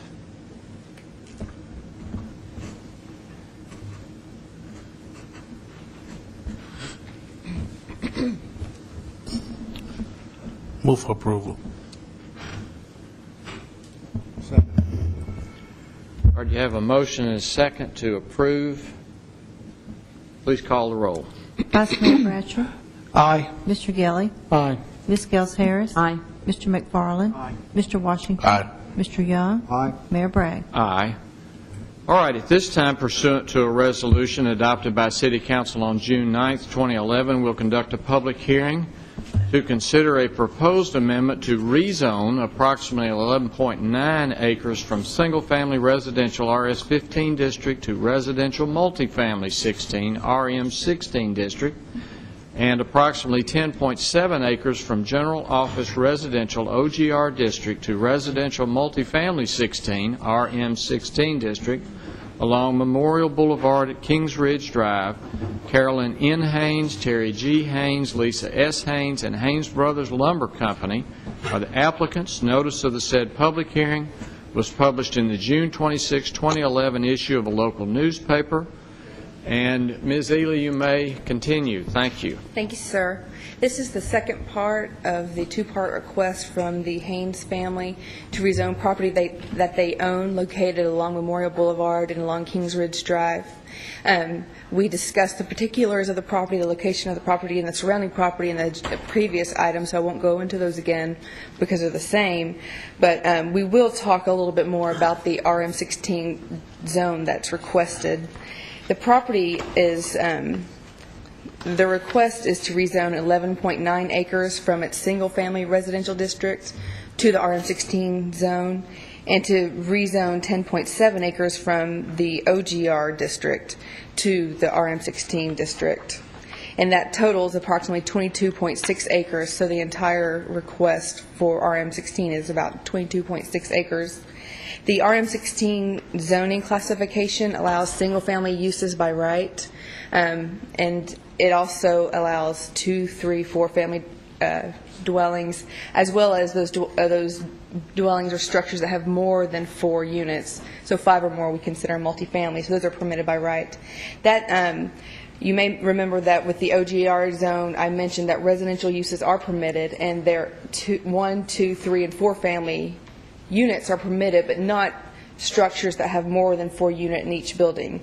If it were zoned RM16, then they could have more than 4 units in a building, and you could see that traditional architectural style that's associated with apartment complexes.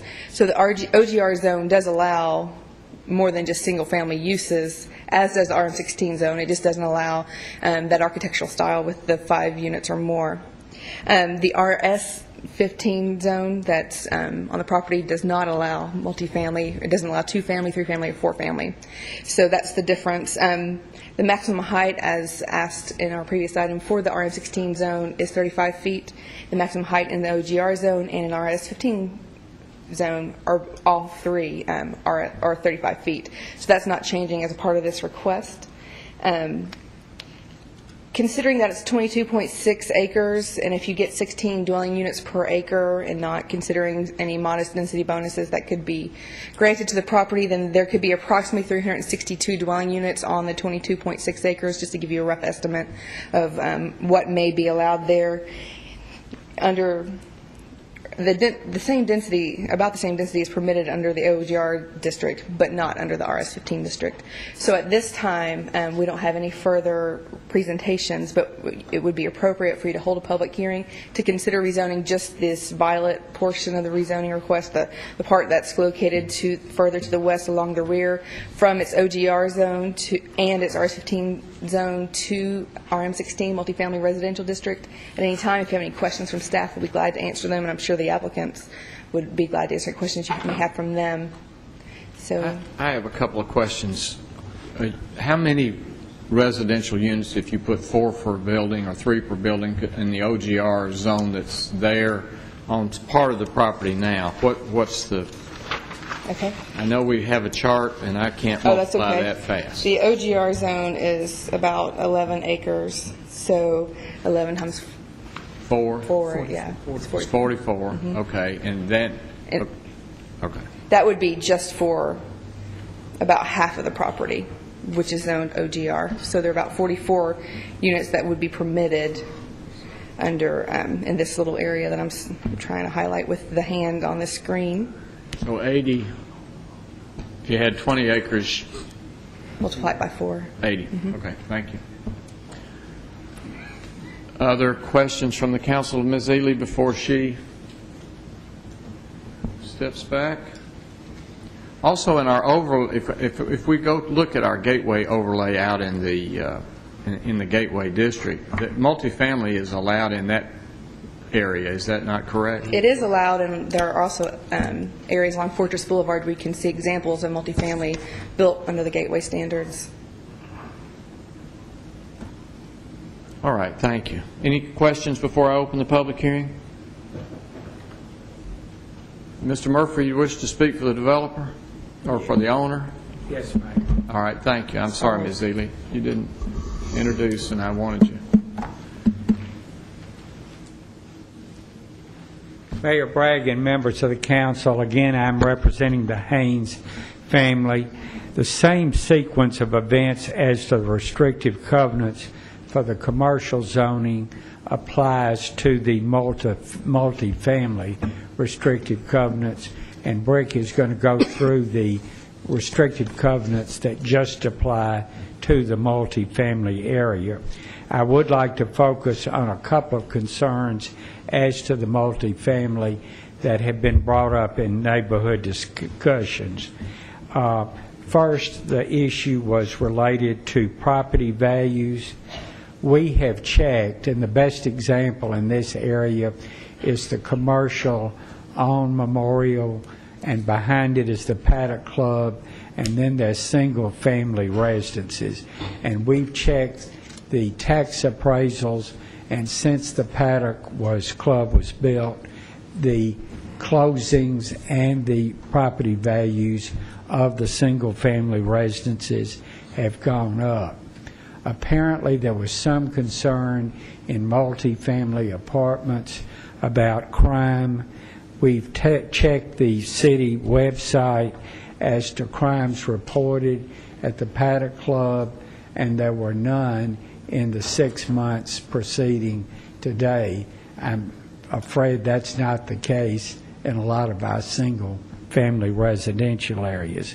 One thing I do want to point out, in the neighborhood group's website, the group that has essentially, some members have spoken against this rezoning, on May 1st, there was a question, and the question was directed to Mr. Adelite, and it said, we believe, this is the neighborhood group, that RM zoning is a natural buffer between existing residential and commercial highway.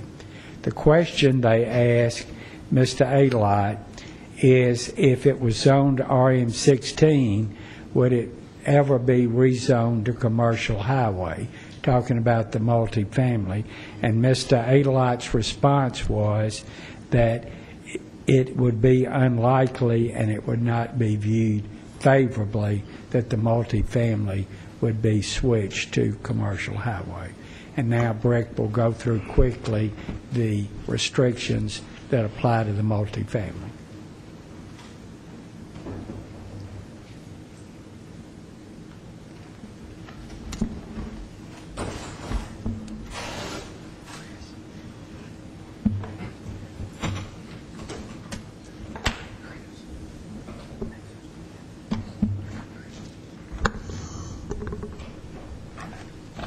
Thank you again, Ms. Ely.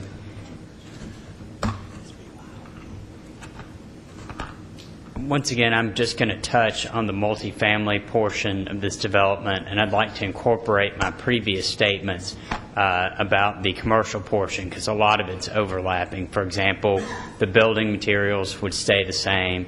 You have stone, brick, precast scored concrete would be the primary building material.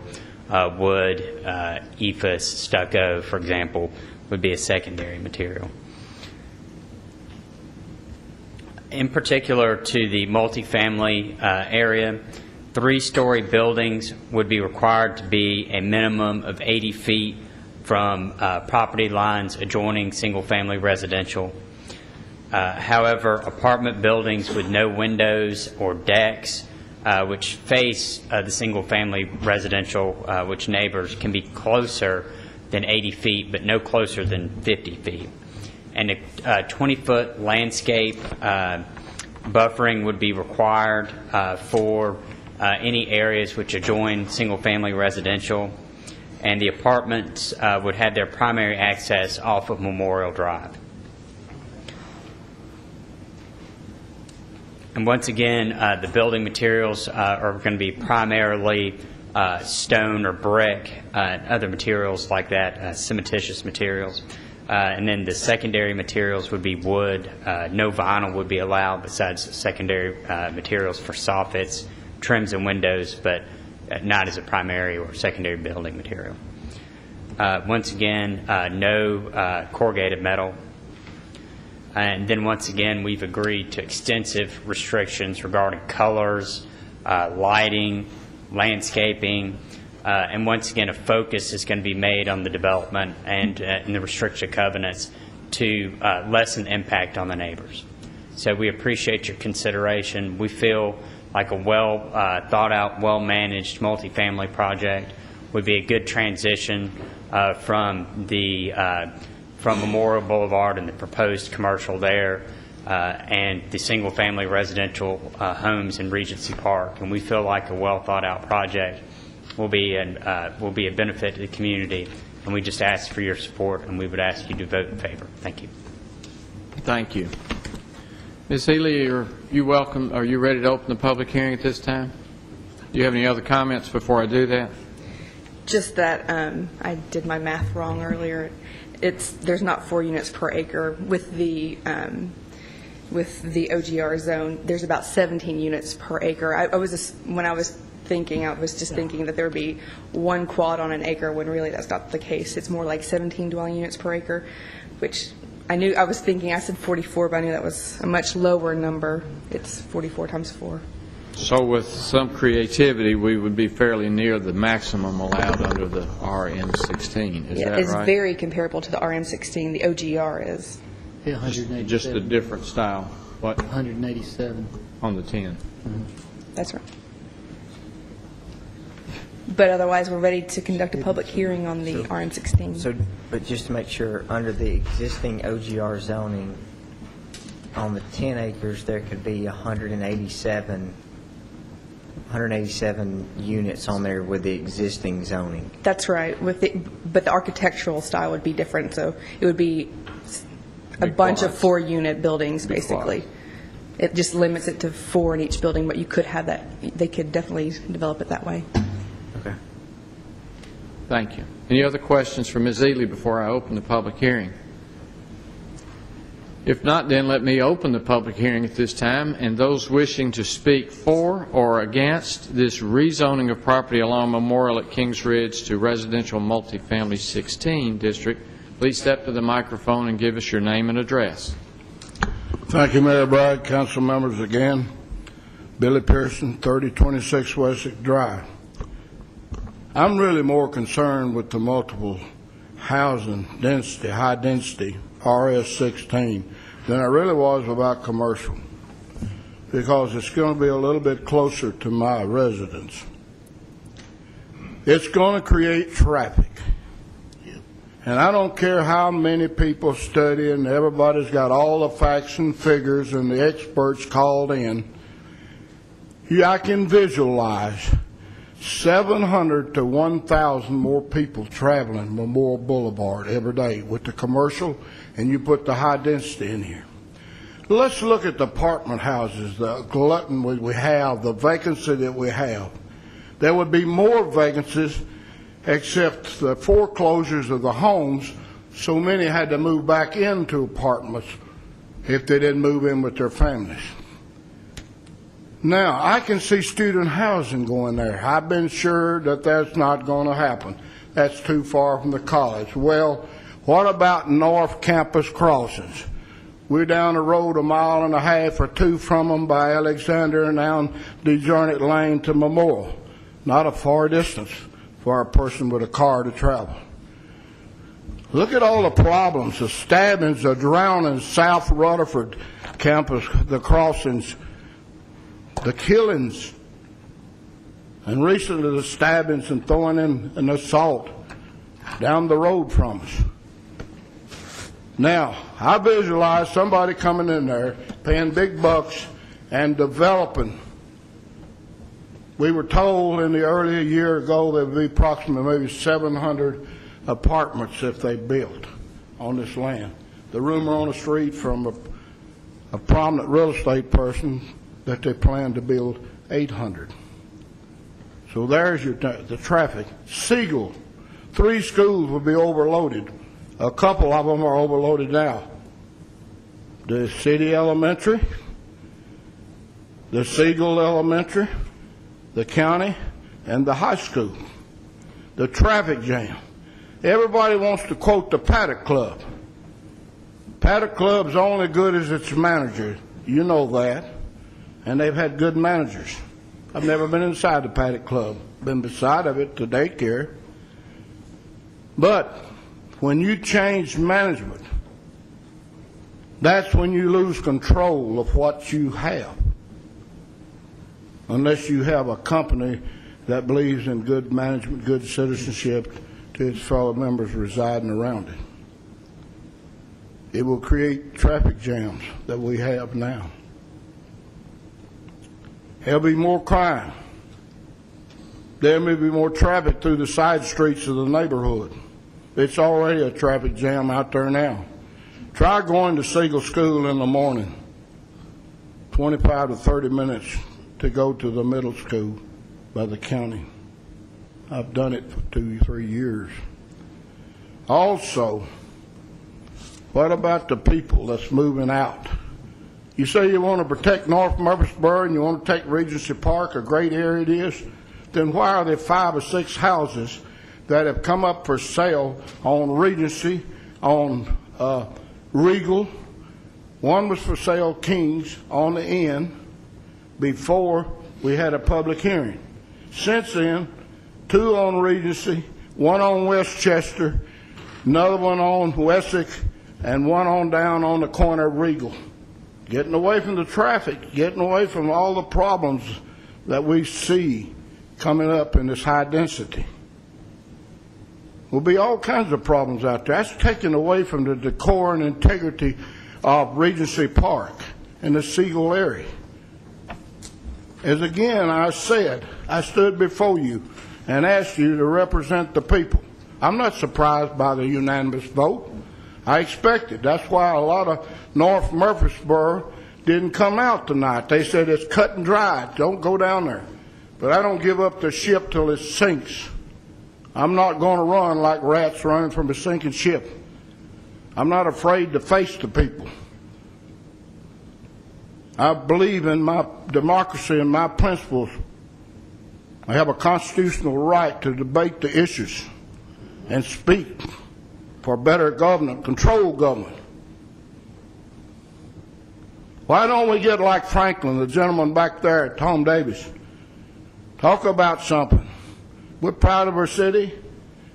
Franklin's a little more prouder. They wouldn't put up with a lot of this stuff toward Brentwood and things.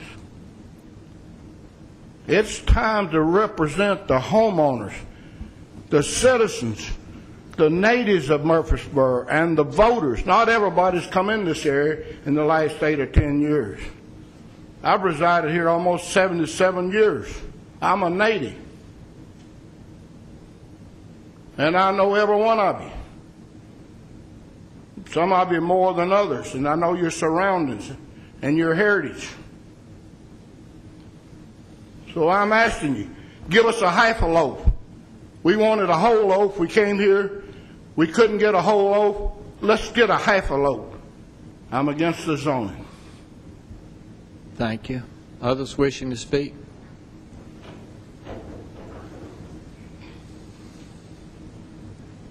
Powell McClellan, 403 Westchester Court. For the purposes of the public record, I would like for as many members as possible to address the issue of why you are not in favor of an overlay for this property.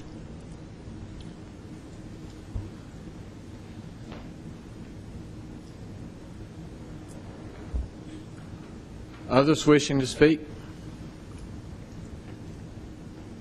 Anyone else wishing to speak for or against? Thank you.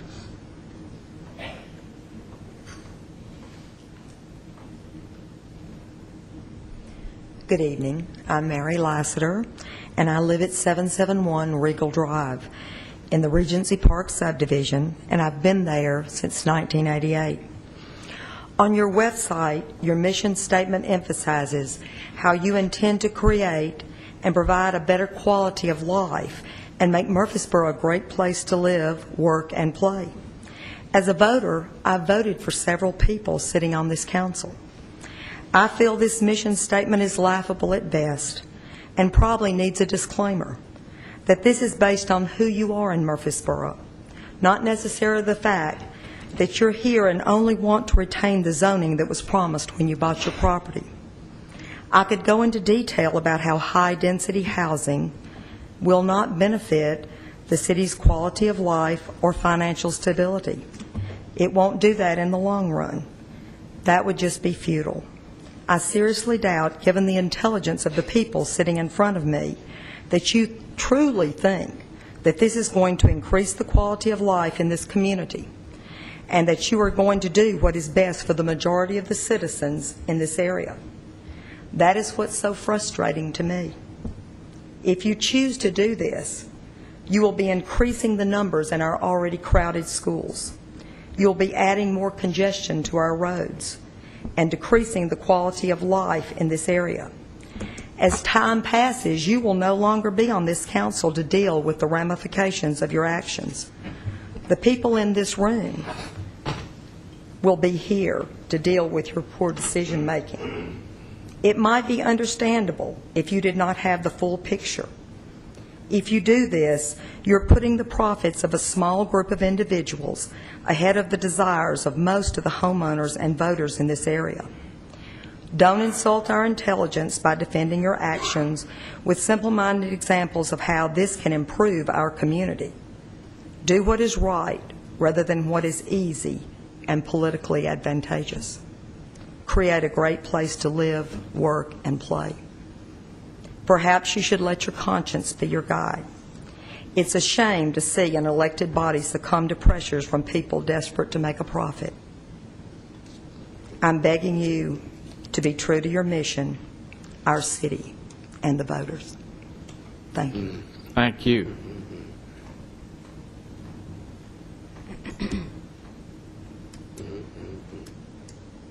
Others wishing to speak?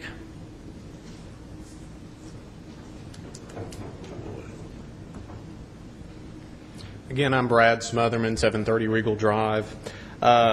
Firstly, I just wanted to reiterate about the deed restrictions. I think the deed restrictions put in place here are advantageous to the community, especially since what the current zoning is would not have near the quality of construction if it was developed per the zoning today. The issue of management was brought up, and I think that, given what's going on with this property, that management might be an issue if it remains the zoning that it is now. And this was kind of brought up at the last meeting, and it's not something that I had thought of, but whenever you have someone that is going to buy a large piece of property and put apartments there, especially whenever they're with the deed restrictions that are going to be put in place, that there's going to be a serious amount of money invested. And whenever there's that one company or one owner working on that, you're going to have management in place that's strong. Whereas with the zoning today, if you have a single-family house next to a duplex, next to a tri, next to a quad, you're going to have the ability for possibly hundreds of owners to be in there. And as we all know, if there are hundreds of owners, there are going to be owners that don't manage very efficiently. That would be my main concern. And in fact, I think that if the current zoning was RM16 and we were transferring it to OGR, that a lot more people would have a bigger problem with it. Thank you. Thank you. Others wishing to speak?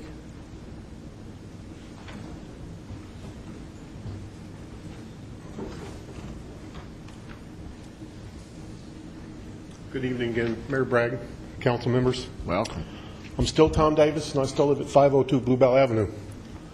I'm a facility engineer and a planner for a major trucking company. Because of that, I do a lot more of these soirees than I would really like to. Planning commission meetings, city council meetings, village board meetings.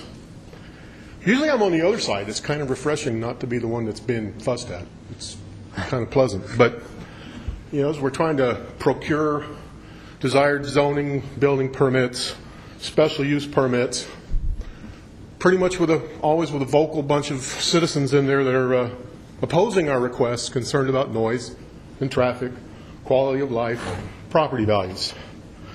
Virtually every case, the government representatives in those meetings are making our efforts very difficult. And they're doing that because they're taking their citizens' concerns very seriously. I'm used to that. That's what they're supposed to do.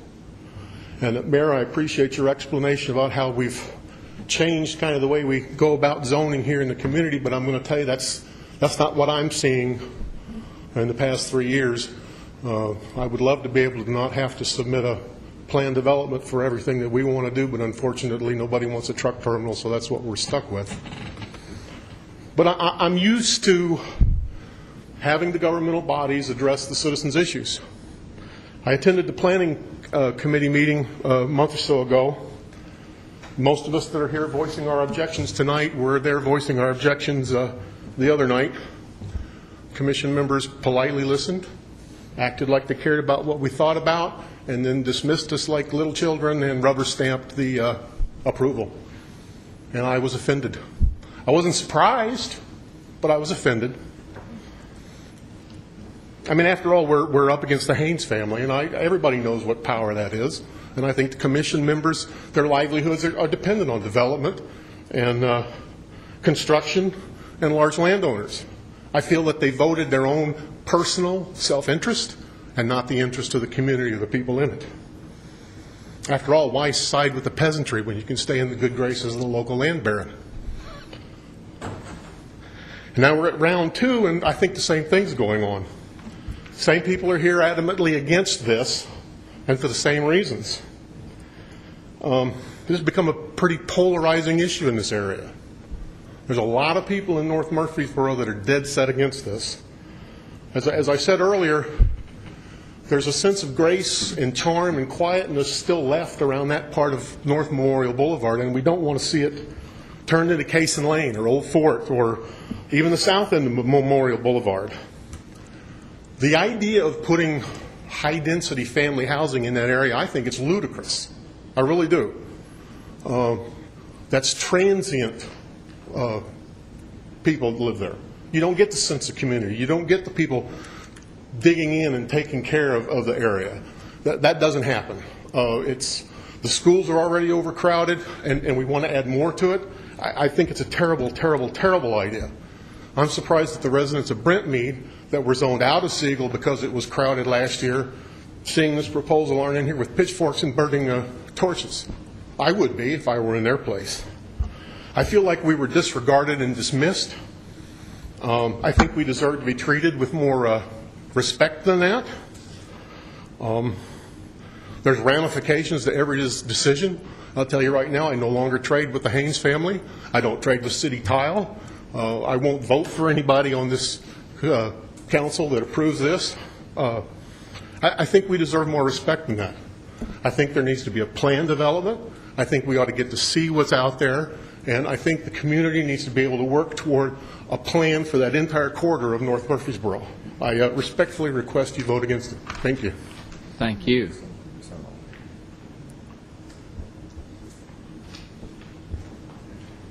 Anyone else wishing to speak?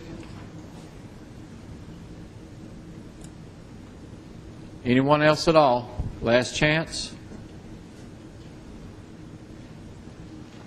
If not, then I'll close the public hearing at this time, and we will consider for passage on first reading an ordinance to rezone property along Memorial Boulevard at Kings Ridge Drive to residential multifamily 16 RM16 district. Any questions from the council on staff or any comments? Mayor, I have one. Mr. McFarland. I think the gentleman asked about overlay. So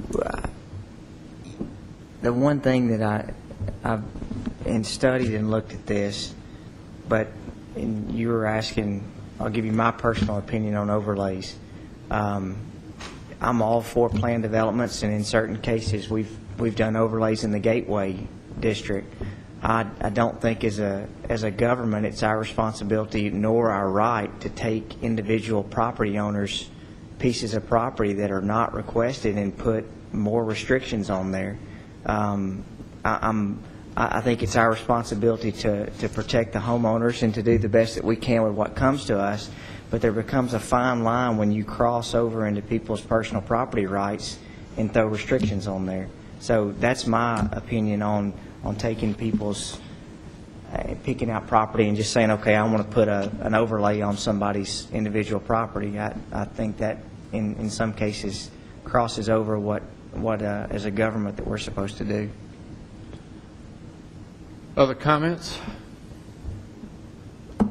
Vice Mayor? Mayor, if I'm not mistaken, I think that they were voluntarily putting the overlay district on this property. That was the same overlay that was in the Gateway. Well,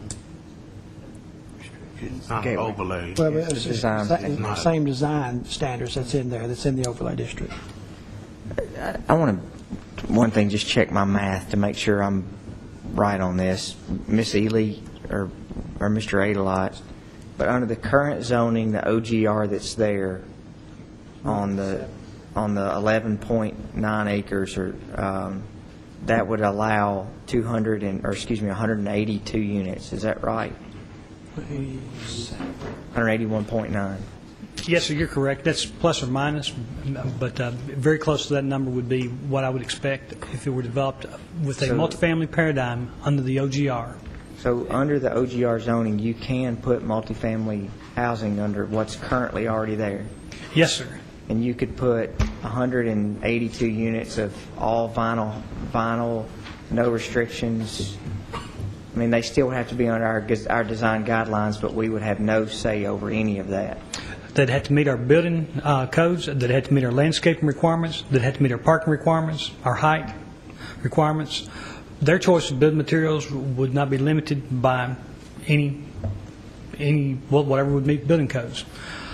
Now, we would talk with them, and we would work with them, and more than likely, they'd end up having a nice-looking place. To be frank with you, even under our current design standards and zone ordinance, it would still be a good place.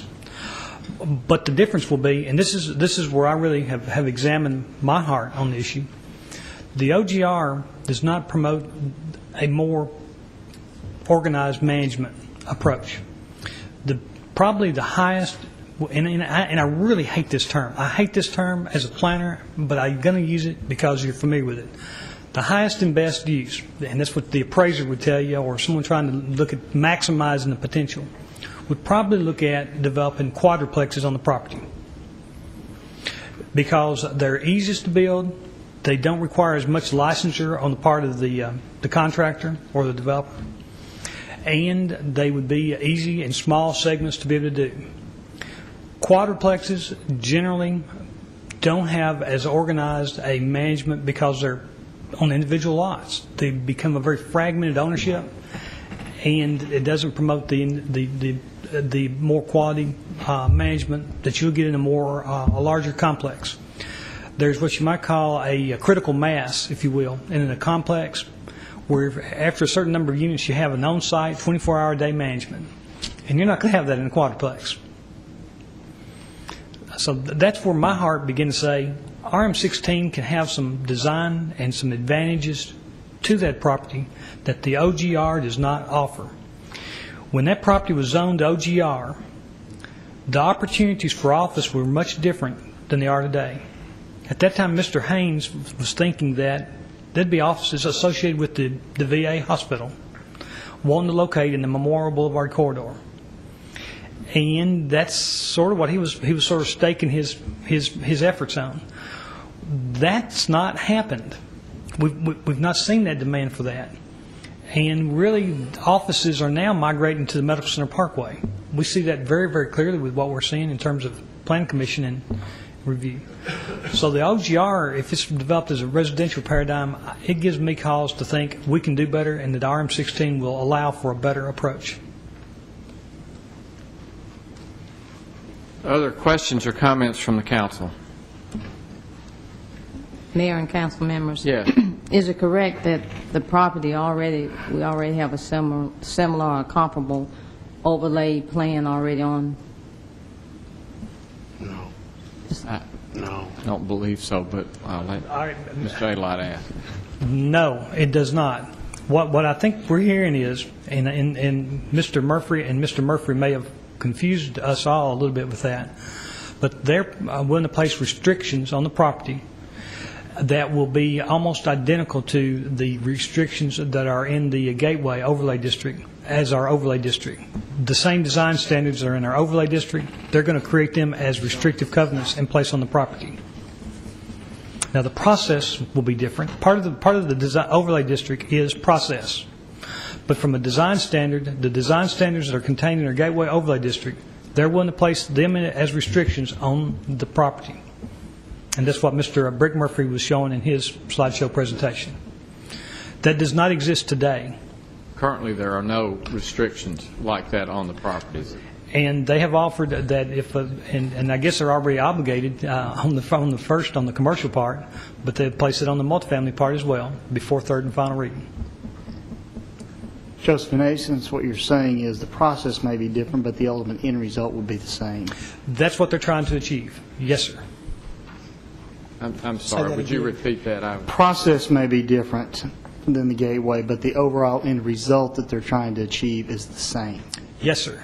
That's where is very correct. And is that any different from any of the properties that are already out there or the most recently developed in the last 3 to 5 years? Yes, sir. It's very different because none of those properties have had a developer come forward at the zoning stage and say that they're willing to put a restriction on their property that will be comparable to the Gateway Overlay District.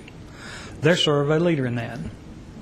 And I believe we'll see others who are willing to do that because I think that is a recognized standard in our community that has yielded a result that is admired citywide and region-wide. And to be competitive, to show that they want to create quality, that is the standard that they're going to try to mimic. Have we seen other landowners or developers in other parts of the city outside Gateway adopt these Gateway overlay designs and standards? We saw some planned commercial developments that were just basically saying, to keep it short and sweet, just make it easy for them, did that. And then when they came back later and undid the planned development, but were still wanting to achieve that result. None of those have moved forward with development because none of those developments that were being formed 3 or 4 years ago as planned developments have moved forward. They've all just fallen to the wayside because of the economic problems. But I will forecast we'll see them come back, and when they do, we will see that. One of them being the property on, and we may see it sooner, is the property on State Route 99 at Riverdale Drive, at Warrior Drive. And that being one of them. I have one more question. Yes, Ms. Harris. Did I understand earlier that several restrictions were given and approved, or even it was a compromise between the citizens that had a concern and the developers? Ms. Harris, part of what we've heard tonight comes from several different eyes and their participation. But what happened is what I'm going to offer you, from my view, was that the Hayneses offered to place restrictions. They prepared bullet points, basically to outline what the meat of the document would be,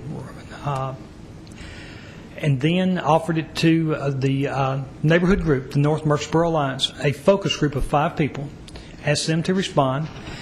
Their response was, instead of responding to those bullet points, they responded with a different document that was much broader, that was basically an overlay district that they wanted placed on that property and other properties.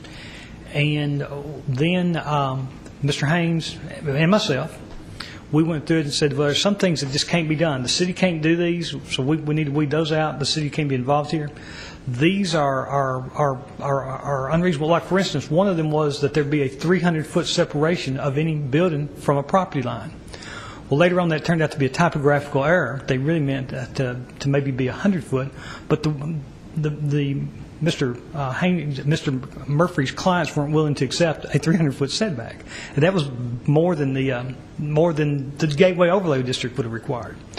So they, Mr. Haynes and his attorneys responded with a document which is essentially what Mr. Brick Murphy showed you in the PowerPoint, about a 6-page document of where they tried to take the elements from the overlay document that the North Murfreesboro Alliance representatives had prepared and put it into restrictive covenant format.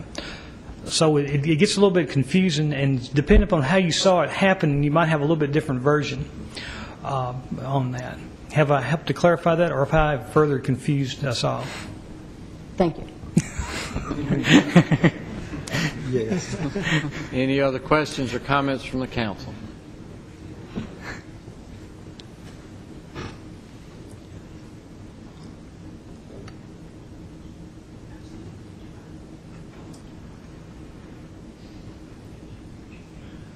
Well, first of all, I know on behalf of the council we appreciate all of you being here and spending your evening with us.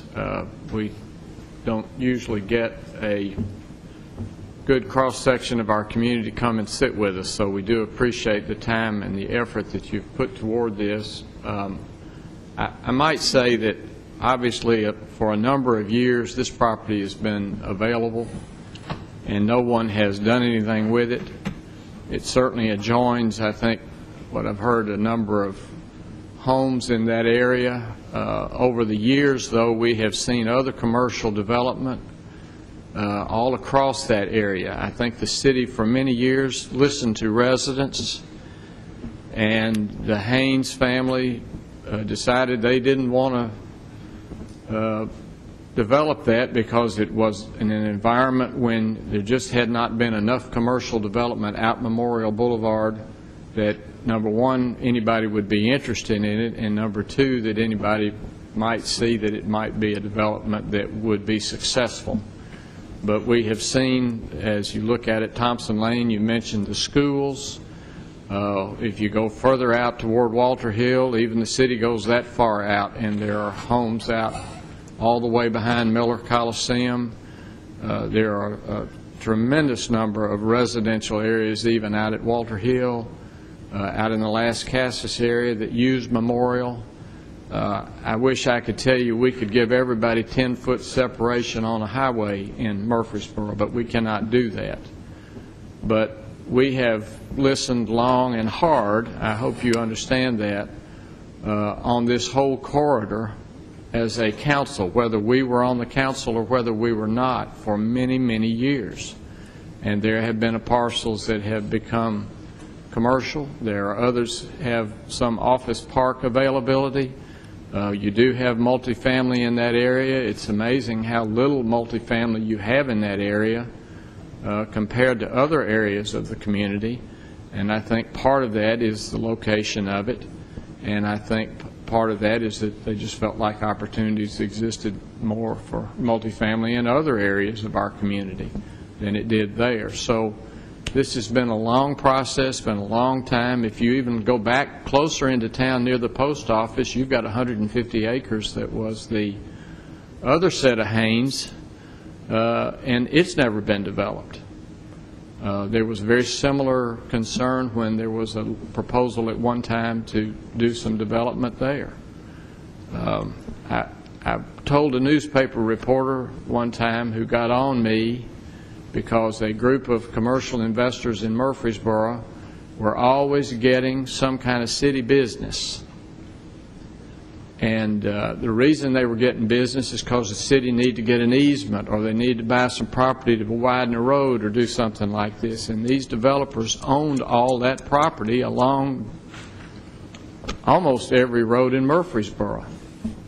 But so the city, no matter which way they went, had to go across these folks' property because they owned so much property. Well, Murfreesboro at one time was owned by the 4 H's: the Haynes, the Hords, the Huddlestons, and the Hoovers. Well, Murfreesboro really isn't that way anymore. If you look at commercial property, there is tons more commercial property than we have had in many years. There is vacant commercial property that we have never had because we had no inventory. Nobody would build it unless they were going to build their own business like Mr. Young or anybody else was going to do. Now the Hayneses have kind of diminished in the numbers of parcels, but they've got one in particular that they lived on for a number of years, and now they want to develop, which basically probably follows the standards of what is already in the area. It does affect a number of people. All of us have some public nuisance that's near our house. It could be a fire plug, it could be a sewer tap, it could be lots of things. I have a wastewater treatment plant. I have a 500,000-gallon reuse water tank. I have a fire hall.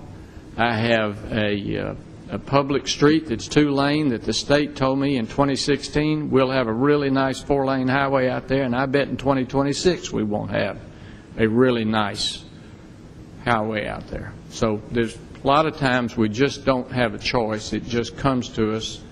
And in many instances, it takes a long time to get there. We knew it was coming, and someday there's always that reckoning that it shows up. So I apologize to all of you that we can't make everybody happy. But when we look at zoning, and when we look at where property is, and where we look where it's next to neighbors and neighborhoods, we have to try to do something that makes it compatible.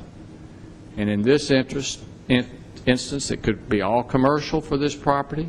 They've agreed they'll even put multifamily, which touches on the residential and shelters and buffers the commercial.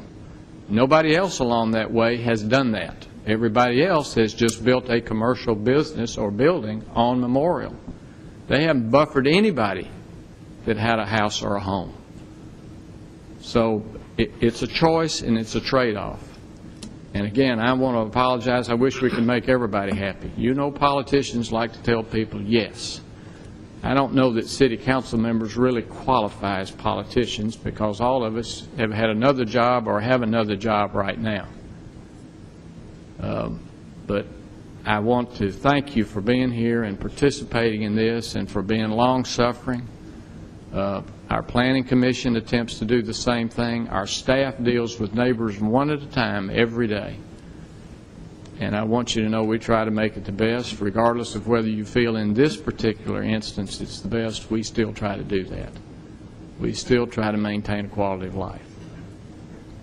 So I'm going to quit talking, and we have before us on first reading this ordinance to rezone along Memorial and Kings Ridge to residential multifamily.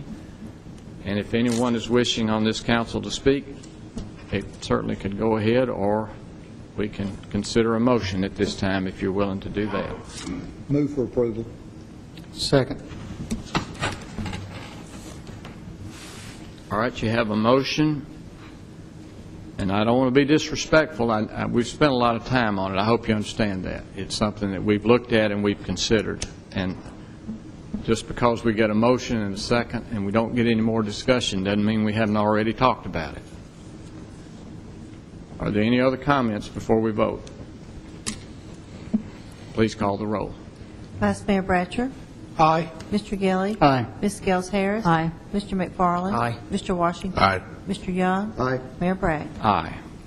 Mayor Bragg, if I could say something. Yes, Ms. Harris. I know since I've been on the council, I've heard the statement several times, the city council consists of the good old boy system.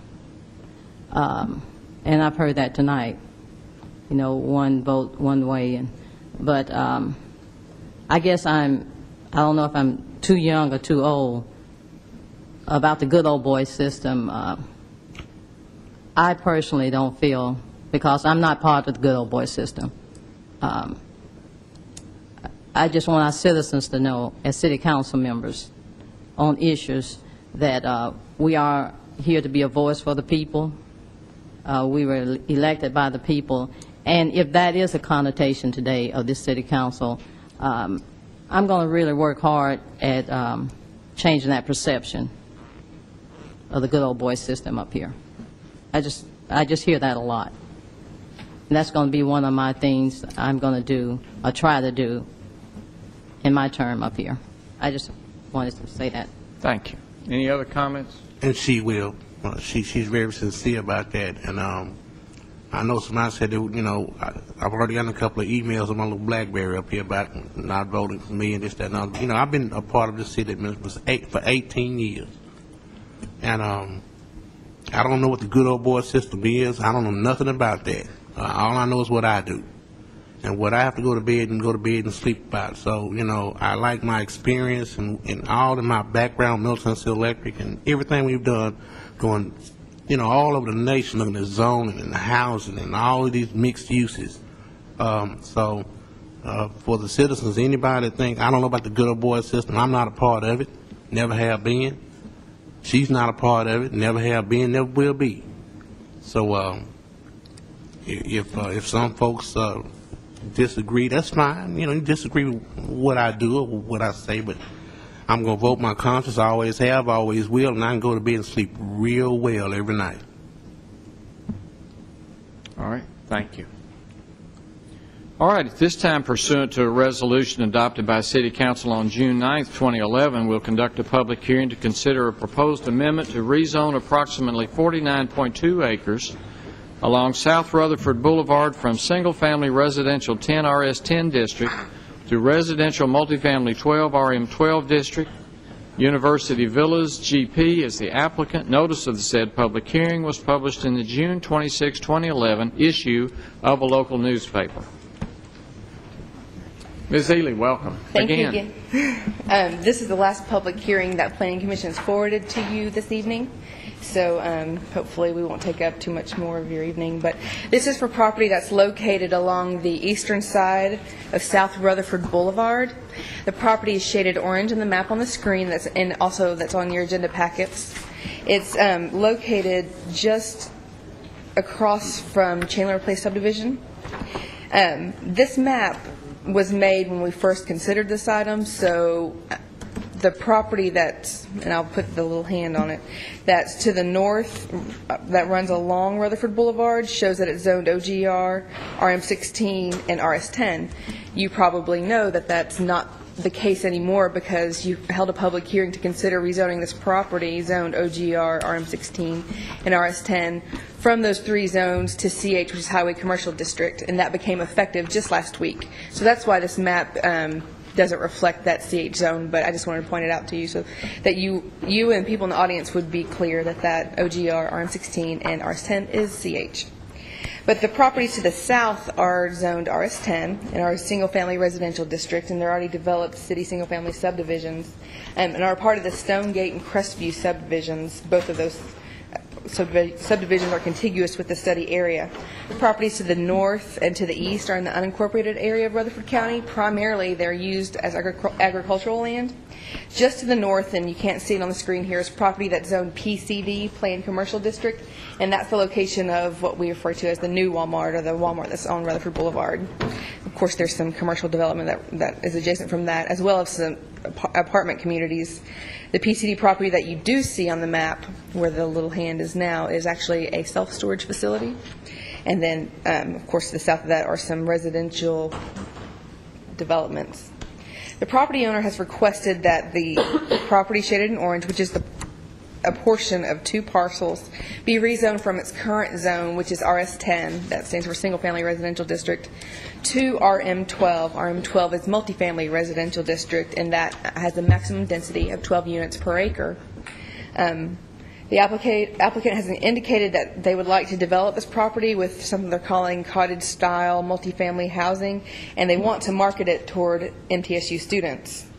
The density that would be permitted on this amount of property, 49.2 acres, under the proposed RM12 district would allow approximately 590 dwelling units. Now, the city has a little, I guess, problem with that. The Water and Sewer Department doesn't have the capacity to serve that many units on this property, so they're capping the number of units to 250 dwelling units on this property. So even if you were to approve this rezoning request and zone it to RM12, the developers could not possibly develop more than 250 dwelling units because there's not capacity in our system. So the number of dwelling units will be capped at 250, although the zoning would indicate something at least twice as much. And just as a point of reference, the RM12 district, of course, allows almost 600 units, but the density of 250 dwelling units on this property would equal about 5 units per acre, which is closer to one of our single-family zones, which is RS8. So the density is more similar to the RS8, but it would be a multifamily style of development. There was a neighborhood meeting that the applicants held, and all planning staff was in attendance on Tuesday, May 24th. The Black Box Elementary School was well attended, and we, at that time, there were some neighbors who have really wanted to be involved and have some concerns about this. And I know that they've continued to contact us and the applicants to work towards some solution where they can feel more comfortable with this request, and you'll probably hear from them this evening. But the Planning Commission did recommend this property be rezoned from its RS10 district to RM12 unanimously. Mr. Brick Murphy, again, is representing the applicants on this property. I don't think Matt has a presentation. No? Okay. So if you will humor us, I think he has another presentation for you. Okay. We're going to wait for the PowerPoint. Thank you, Ms. Ely. Once again, I appreciate your help in these matters. Mayor Bragg, members of the City Council and staff, once again, I'm Brick Murphy of the law firm of Murphy & Murphy, and we represent the applicants before you tonight on this project. The application is to rezone 49.2 acres along South Rutherford Boulevard from RS10 to RM12. My client's intention for the project is to have an upscale cottage-style development, which will be a new style development for Murfreesboro. The existing RS10 zoning would allow 150 homes or 450 beds. Due to sewer capacity in the area, we're going to be limited to 250 units, no more than 750 beds, regardless of any rezonings or intentions for the property. In addition, if there is additional sewer capacity that frees up, my clients have agreed to place a restrictive covenant restricting the property to no more than 250 units and no more than 750 beds as a belt and suspenders kind of approach. So we'd have both the sewer capacity issue, and then we'd also have a restrictive covenant in case additional capacity freed up. As Ms. Ely said, we had a well-attended neighborhood meeting at Black Fox Elementary School. We had a very productive dialogue, I feel like, at that meeting. At that meeting, we began a dialogue which has evolved over time with the neighbors. At Planning Commission, we were instructed by the Planning Commission to continue that dialogue with the neighbors, and we've done so. Ms. Davey, one of the neighbors in the area, sent me a very articulate and detailed email about what she would like to see in terms of compromises, and my clients have incorporated her suggestions into their restrictive covenants, and we feel like we've got a very good plan, and we're going to put these restrictions down, which I'll go over here in just a minute. But I would like to point out as well that the project received unanimous approval at Planning Commission, and without much further ado, I'll go through the proposed restrictions real fast, and Mr. Bill Huddleston will be here to discuss some of the engineering details of the plan.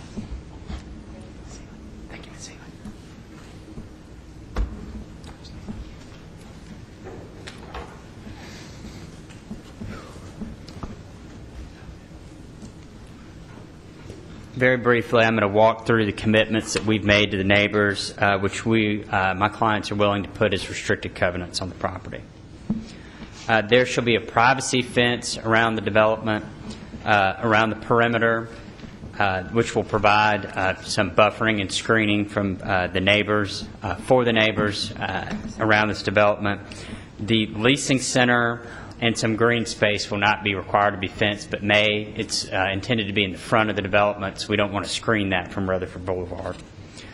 There'll be a minimum building setback of 30 feet from the property's southern and western property lines, which are the property lines adjoining the existing single-family subdivisions of Stonegate and Crestview. The minimum building setback shall be increased from 30 feet to 40 feet for property lines adjoining lots 50 and 51 Crestview and lots 165 and 166 Crestview and lots 218, 219, 227, and 228 Crestview. And so the intention here is these lots in Stonegate, 50 and 51 Stonegate, the intention there is to provide some additional distance between those lots, which are the closest lots to our proposed development, and would provide some additional space there for those neighbors. In regards to the Lyons property, there's going to be a 20-foot setback. We've talked to Mr. Marshall Lyons about that, and he feels comfortable with that setback requirement. The developer will engage the services of a qualified arborist to look at the trees which are in the perimeter of the property to determine what trees should be kept, and then additional trees will be planted and other landscaping, and there'll be a type C buffer per the city's requirements with the use of that arborist to help us and the developers in that regard. Units which are within 100 feet of the property line with Stonegate and Crestview cannot exceed 2 stories. Units which are farther than 100 feet from the property lines of those subdivisions can be up to 3 stories. Once again, building materials is always an important thing to discuss. Brick, stone, real or faux, marble or precast concrete, smooth wood, fiber cement siding, stucco, or EIFS or synthetic stucco would be allowed materials. Vinyl will not be allowed besides soffits, trim, and around windows. So these won't be vinyl buildings.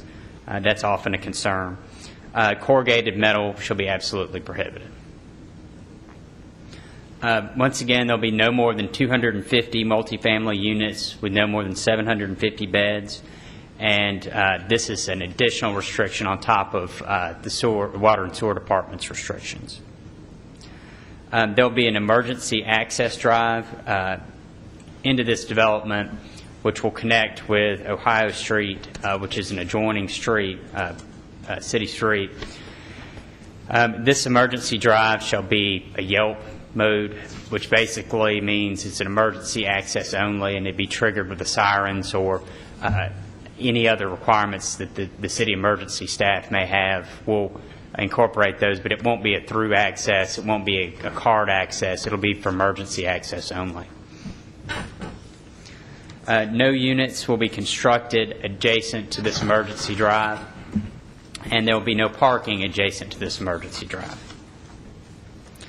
It's understood by the applicants that a document putting these restrictions on the property will be recorded between the second and third reading at the City Council if we are successful tonight. So we appreciate your consideration. We feel like this is a very exciting project. We feel like it's a good project as a transition between the commercial on Rutherford Boulevard and the single-family residential subdivisions of Stonegate and Crestview. Bill Huddleston with Huddleston Steel will walk y'all through a little bit of the engineering and drainage and other matters regarding the property. I'll be here to answer any questions, as will Mr. Huddleston, and Mr. Richard Ray from the applicants is here tonight as well, should you have any questions for him. We appreciate your consideration. Thank you.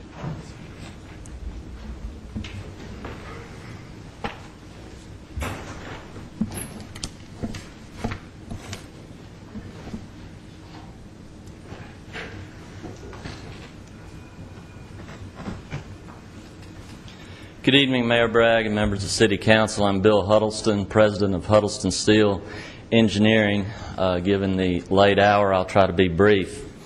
We are asking for RM12 zoning, but in reality, given the sewer restriction on this property, really all we would need would be an RM6 if you had it. Rick's already talked about the fact that we're only looking at 250 units as laid out on this plan before you. That would equate to 750 beds, and that is the maximum for our project. We had a good neighborhood meeting a while back, and basically 3 items came up that I'll address now. One is the buffer between our project and the single-family neighborhoods to the south.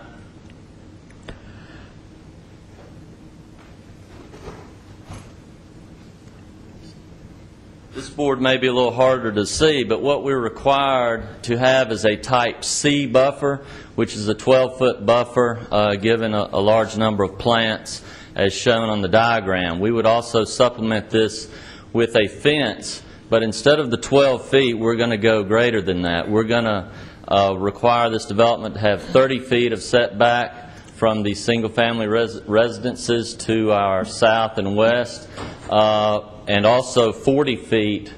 Actually, the 30 feet would be along most of the west line, and it would be a 40-foot setback along the south line where the houses are a little closer to our property line. The second issue that came up in this neighborhood meeting was the emergency access along our south boundary.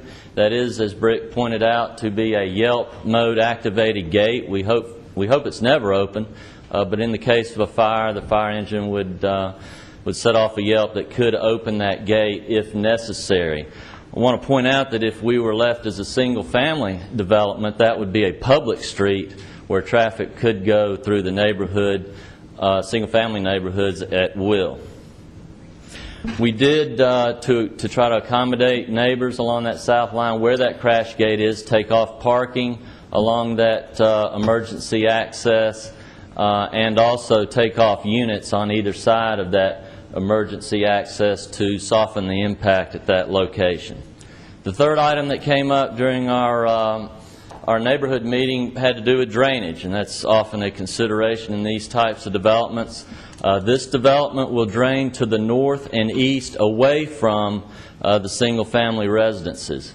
We are in good shape in that we are allowed to go off-site onto the property to our north and east to create drainage ditches and ponds that we will need to satisfy this development.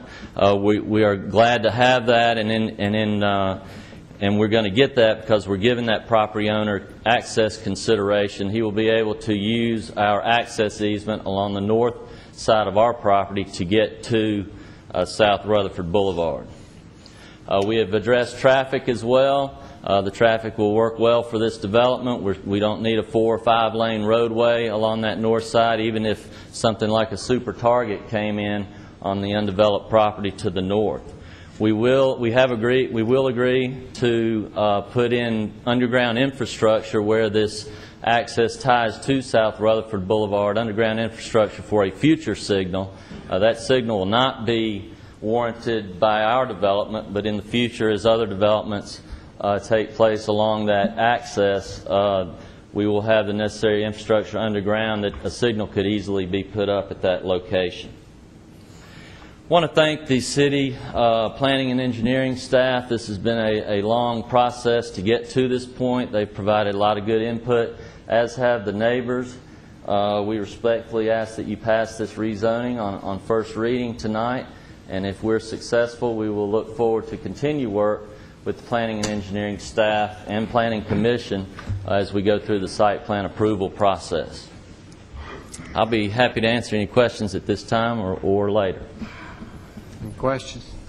Question. Mr. Young. Mr. Huddleston, there was some discussion at the Planning Commission level that this might actually drain some of the existing water from the single-family neighborhood across this property? That is correct. Most of the single-family neighborhood to the south and west drains south and west away from this property. However, a few of the properties along our property line don't drain well that way, and so the drainage that we will provide to drain the south and western corner of our property will be available for those property owners to get the stormwater off of their land. Other questions? Mayor, I had a couple of questions. First, and Brick, you may be the best one to answer this. Did I hear you correctly that you've spoken with Ms. Daly? Is she here tonight? She's not No, here. she has a family reunion. I spoke to her yesterday, and she indicated that she was comfortable. I sent her a copy of the bullet points for the restrictive covenants, and I talked to her at length about it, and she, I think, was happy with our compromises. Okay. And then the other question I have, Darren, you're back there behind the board now, aren't you?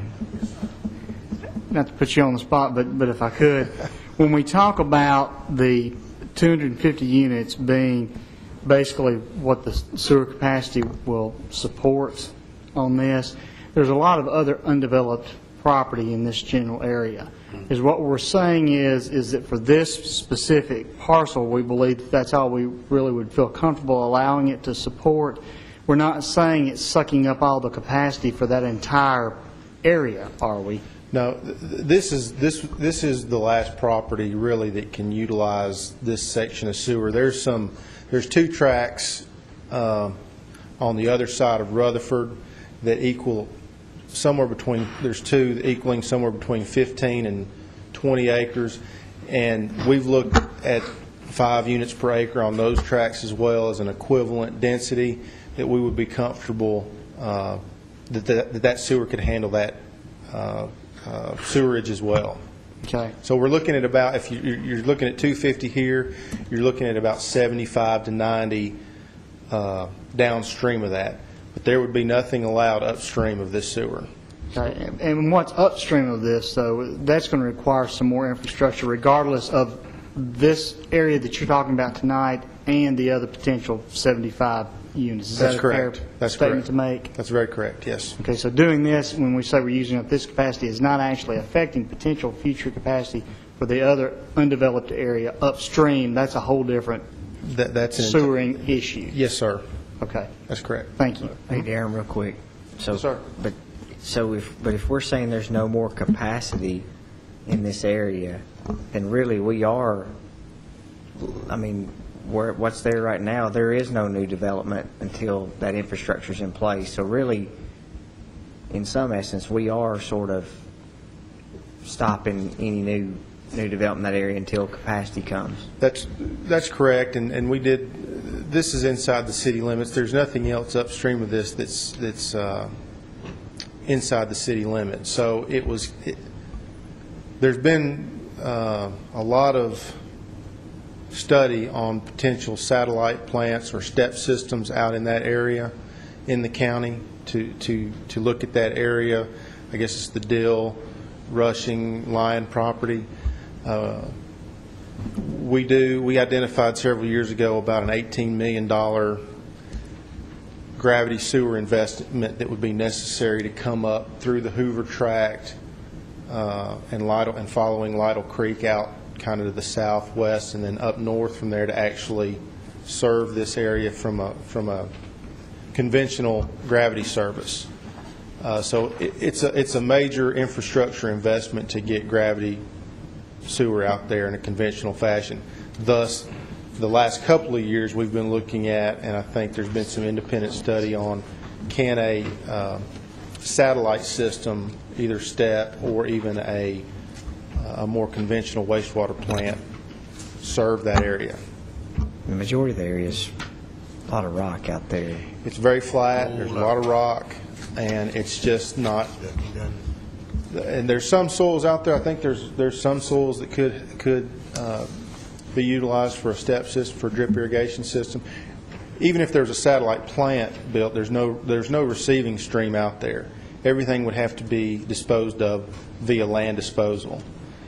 So there's that option, or there's the major investment to get gravity sewer out there. Thank you. Other questions, Mr. Gore? Yes, sir. Are there other questions? Oh. There aren't. Okay.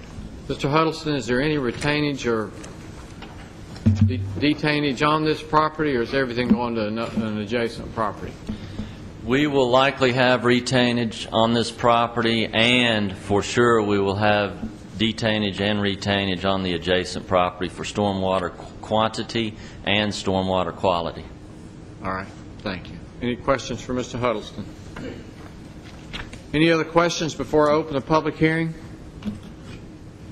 If not, I'll open the public hearing at this time, and we will listen to anyone who is here to speak for or against this proposed amendment to rezone these acres. Anyone here wishing to speak for or against?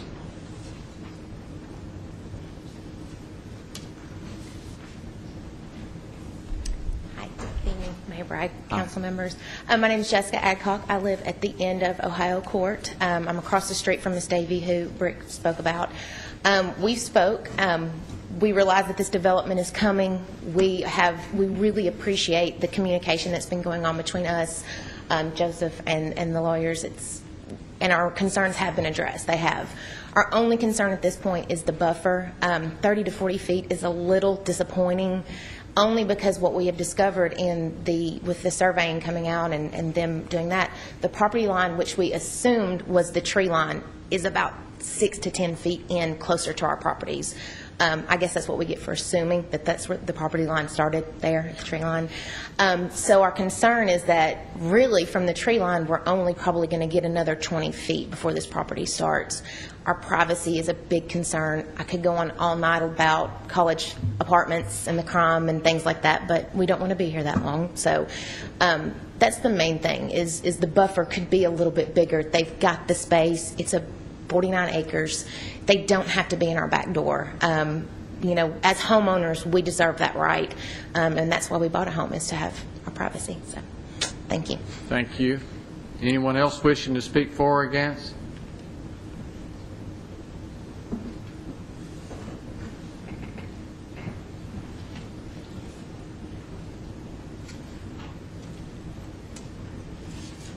My name is Jerry Palmer. That was my daughter. And I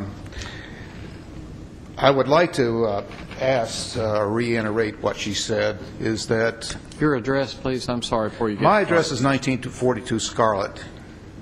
Is that in the city? Yes, Scarlett Drive, Stratford Hall. Thank you. But my daughter, this is her first home, her and her husband.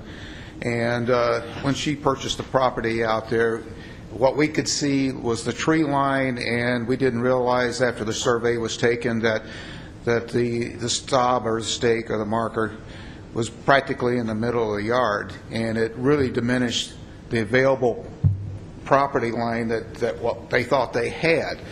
Their back porch is, I would say, no more than 15 feet from the property line. It looks to be like that. Now, I'm not for sure. I mean, their engineers surveyed it, so I'm assuming that's accurate. So what I'm asking for is a little consideration. Maybe we could push that buffer back. If 40 feet is not very much, that would be from the back of this room to where you're sitting. And if you're talking about putting up a two-story structure there, those windows up there are going to be looking right into their back door. And I'd like to say maybe could we push that out just a little bit further, if possible. And I know that there's going to be some buffering and so forth, and all the gentlemen, Huddleston, everyone, we've had our meetings, and they've explained what the proposed landscaping is going to be like, and it seems like it's considerable, and it will turn out to be real nice. But again, I'm trying to lobby for just a little more space between their back porch and that building that's going to be, I don't know, 50 feet away or 40 feet away or whatever it is. You mentioned 100 feet from any building. 100 feet away could be more than 100 feet away, could be two-story or three-story, I think. that in itself, is that 101 feet, or is that 150 feet, or 200 feet back, is what I'm saying. I think they need to be a little more precise about that. If you're going to put up a two-story or three-story, they should tell us what's going to be there, at what distance. And finally, I didn't quite get all the Mr. Adelite's apology.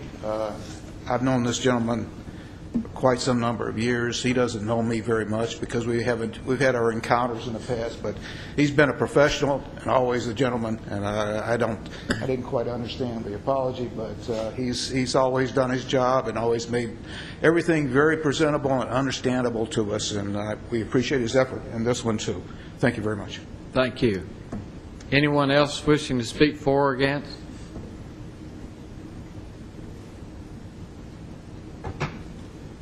Anyone at all? Last chance. I'll close the public hearing then at this time, and we will consider for passage on first reading an ordinance to rezone an area located along South Rutherford Boulevard to residential multifamily 12 RM12 district. Mr. Adelot or Ms. Ely, would you consider speaking with the applicants regarding the buffering, see what's available? What we have at this point is a conceptual site plan where they're trying to demonstrate what they're trying to achieve. I spoke with Mr. Huddleston earlier this afternoon to reiterate that this is still just a conceptual plan and trying to find out how soon we'll expect to get a more detailed, more engineered plan. He says it would depend on tonight's outcome, of course, but I'm going to expect to see something in short order. One of the things we discussed were a couple things. One of them being traffic at Newcastle at the entrance. Want to make sure that's designed in a very proper traffic way. But also this orientation beside Ohio Court. Ms. Davey and Ms. Adcock have been very good to work with. I think that they've impressed the owners and the applicants and the design team. They want to do it. As I look at the plan, I see a very large green area immediately adjacent because they've tried to take the buildings off from being beside the access drive. I'm hopeful that we can maybe get a little bit more than 40 feet. 40 foot is what they're actually putting into their restriction, that they will actually guarantee that. We're hopeful that when we get into design, we can maybe work on that a little bit more. Also, there will be a privacy fence in that area. This thing with Ohio Court has been something that's played on my mind a whole lot because I think that the people who bought there thought they were buying at the end of a cul-de-sac. I knew from having reviewed the plans when their subdivision came through that we expected to see it extended. So I want to see that to be a good result. And I'm hopeful that when we get into design we can. I will speak with the applicants again a little bit more about that to see what we can accomplish to work with them. And I think that I really do appreciate working with Ms. Davey and Ms. Adcock. It's been very refreshing. They're young folks. They care about their neighborhood, and they generate the kind of confidence in the future that I like to see. Thank you. Any questions for Mr. Adelot? We apologize to Ms. Adcock and Mr. Palmer for the lateness of the hour. We're just all apologizing tonight. It's just part of it. All right. Is there a motion? Mayor, I move for passage on first reading with the understanding that the design team will continue to work with the neighbors on the issues that were brought up tonight. Second. All right, a motion and second. Please call the roll. Vice Mayor Bratcher. Aye. Mr. Gilly. Aye. Ms. Gels Harris. Aye. Mr. McFarland. Aye. Mr. Washington. Aye. Mr. Young. Aye. Mayor Bragg. Aye. This time we'll consider recommendations of the Water and Sewer Board as to Stones River Water Treatment Plant expansions final change order number 5. Also, the Old Fort Screw Lift Station recommendation for repair and renovation, and the Bell Street Sanitary Sewer Repair at Middle Tennessee Boulevard, a recommendation for repair through Rollins Excavating Maintenance Contract. Ms. McGannon, I'm assuming we need 3 votes on that? Yes, sir. Thank you. Mr. Gore. Mayor, I apologize for the lateness of the hour. I apologize for having to get up in front of you this This is the 5th and final change order on your award-winning water plant. Just coming in over $40 million in expenses, but however, this final change order is a deduct of $217,798. It does add some time based on some of the changes in the scope of work, and we would request your approval. All right, any questions for Mr. Gore regarding this? I think we have a considerable amount of information regarding that. Are there any questions? If not, is there a motion? Move for approval. Second. Thank you. Motion and second. Please call the roll. Vice Mayor Bratcher. Aye. Mr. Gilly. Aye. Ms. Gels Harris. Aye. Mr. McFarland. Aye. Mr. Washington. Mr. Young. Aye. Mayor Bragg. Aye. Mr. Gilly made that motion. Vice Mayor made the second. All right. As to the Old Fort Screw Lift Station. Before you is a proposal to repair the screw lift station. Some gearboxes, which are basically transmissions, are in a state of disrepair, and as well as the pillow block bearings and the couplings, rotating the screws. We have some bypass pumping that'll be required. There's going to be a crane rental out there. We're hoping to have this work complete within 6 days, because it is an 8 million gallon a day station that we are going to be bypass pumping while these transmissions are being replaced. $211,000 is the scope of work that's before you. We would request your approval. Questions from Mr. Gore? Work fast. Is there a motion? Move it be approved. Second. Thank you. Motion and second. Please call the roll. Vice Mayor Bratcher. Aye. Mr. Gilly. Aye. Ms. Gels Harris. Aye. Mr. McFarland. Mr. Young. Aye. Mayor Bragg. Aye. Bell Please Street continue. sewer repair. Recently, we've had experienced a maintenance activity that is recurring and starting to increase in our requirement to get out there. Offset joint right across from the Student Union building. Grease blockages are coming up. We are asking that we replace this 475 feet of sewer up Bell Street. We would like to get that done before fall session comes back in place. With the students coming back in the fall, we think that the grease blockage may become more recurrent, and we would have to have increased maintenance activity.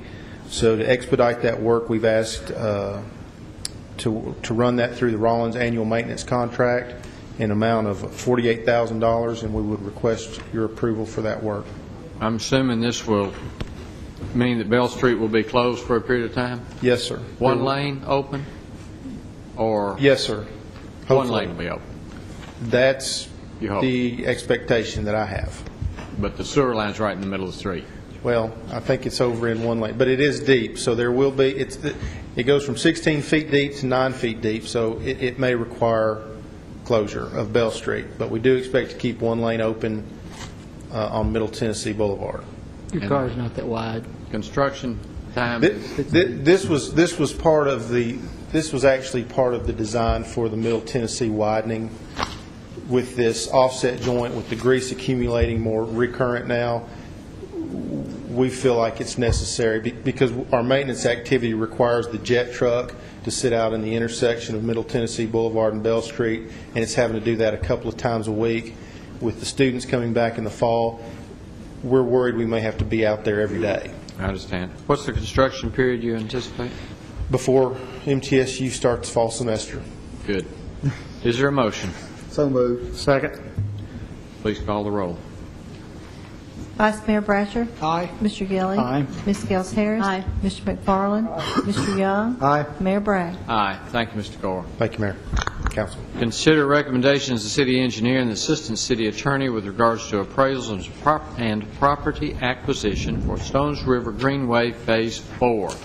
Mr. Ives, welcome. Thank you, Mayor, members of council. I get to be Mr. Griffith tonight, but I want to tell you I'm happy I do not have a change order for you. We're here tonight with to request your approval on acquiring the appraisals and then proceeding with the acquisition of property for Stones River Greenway Extension Phase 4. This is the extension to take us from south of Highway 99, right near Barfield Road, on down to the Barfield Crescent Park. A map has been provided with this, and if they go ahead, okay, we've got the overhead on now. This map that's on the screen is somewhat sideways. Off to the left is north, to the right is south. The road you see running up and down on the right-hand side would be Barfield Crescent, current Barfield Crescent Road, and then will extend straight across, which is now under construction as part of New Veterans Parkway. Our consultants, Lowson Associates, have determined the amount of property necessary for acquisition and for easements for the construction of this Greenway extension, and we have advertised for proposals for appraisers. On May 25th, staff received proposals from Greg Peck and Associates, and from Carol Croft and Associates. And after reviewing those, staff is recommending that we retain Greg Peck and Associates to perform the appraisals, and that we then retain Carol Croft and Associates to do the review appraisals. Both of the firms have done extensive work for the city. Both are well qualified. The personnel that will be involved have, as I said, done extensive work for the city, and we're confident that they can do this job. The proposal from Mr. Peck and his associates is $89,000. That's for 47 appraisals. And because this is a federally assisted project, we are required to follow the federal guidelines and federal rules, which require that we have review appraisals. The proposal for the review appraisals is $44,000, $44,650, which comes to an entire price of $133,650. After the appraisals and review appraisals are received, they'll be submitted to TDOT for their review. Once we receive their approval, we would propose to proceed with acquisition of the parcels. We do that by sending a letter to each of the owners with an offer to purchase for the appraised value. We include a copy of the appraisal. We certainly invite them to comment on that, and if they find that there's some factual errors, perhaps such as a miscalculation of the amount of land required, that we would look at that and correct it. If the proposals are acceptable, we would then purchase the property. If the proposals are not accepted, we would proceed with condemnation under the eminent domain statutes of the state of Tennessee. We're in a somewhat unusual situation here in that this is the first Greenway project where we've had a large number of occupied residential properties. Our prior Greenway projects have been over city-owned properties, such as at Old Fort Parkway, or for the most part at the back of land that was industrial or commercial use. Because of that, and I've asked the overhead to come up again, because we're dealing with residential properties in subdivisions, in existing subdivisions, we're proposing to take permanent conservation easements over the residential property, and those are the ones that show up here in dark blue. For the most part, these are a substantial distance from the home. In some of them, it is not as far away. Most of them are at are in floodway or at least floodplain.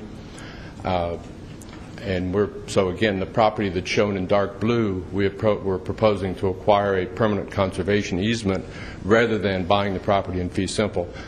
The property that's colored in yellow there, we would obtain in fee simple as we have in the past. One of the, we think, an advantage to the homeowners is that by us taking an easement rather than fee simple, the homeowners will continue to have a full legal right of access to the trail and to the river if they've had that before. We would not have technically to cut them off from the river. We had also attached a copy of the proposed conservation easement for your review. This is modeled after a conservation easement that Metro uses.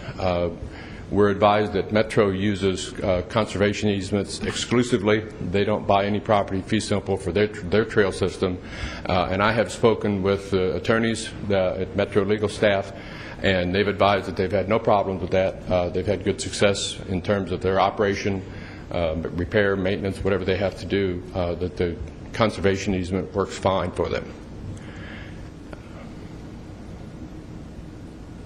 The one somewhat of a twist to this is that the state law that creates these conservation easements provides that they cannot be acquired by eminent domain. And so, and partly to me that it's because it's assumed to be a mutually beneficial arrangement. And it's not a complete acquisition. That statute says we can't acquire those by eminent domain. Accordingly, if one of the homeowners is not agreeable to sell us the conservation easement, and if we're required then to proceed through eminent domain proceedings, we would be acquiring a fee simple title to that property. As I said, the proposal for the project is $133,650. We request your approval to proceed with the appraisals and then the acquisitions once we get the appraised values. Be happy to answer any questions. All right, you have this recommendation from the Assistant City Attorney. Are there any questions?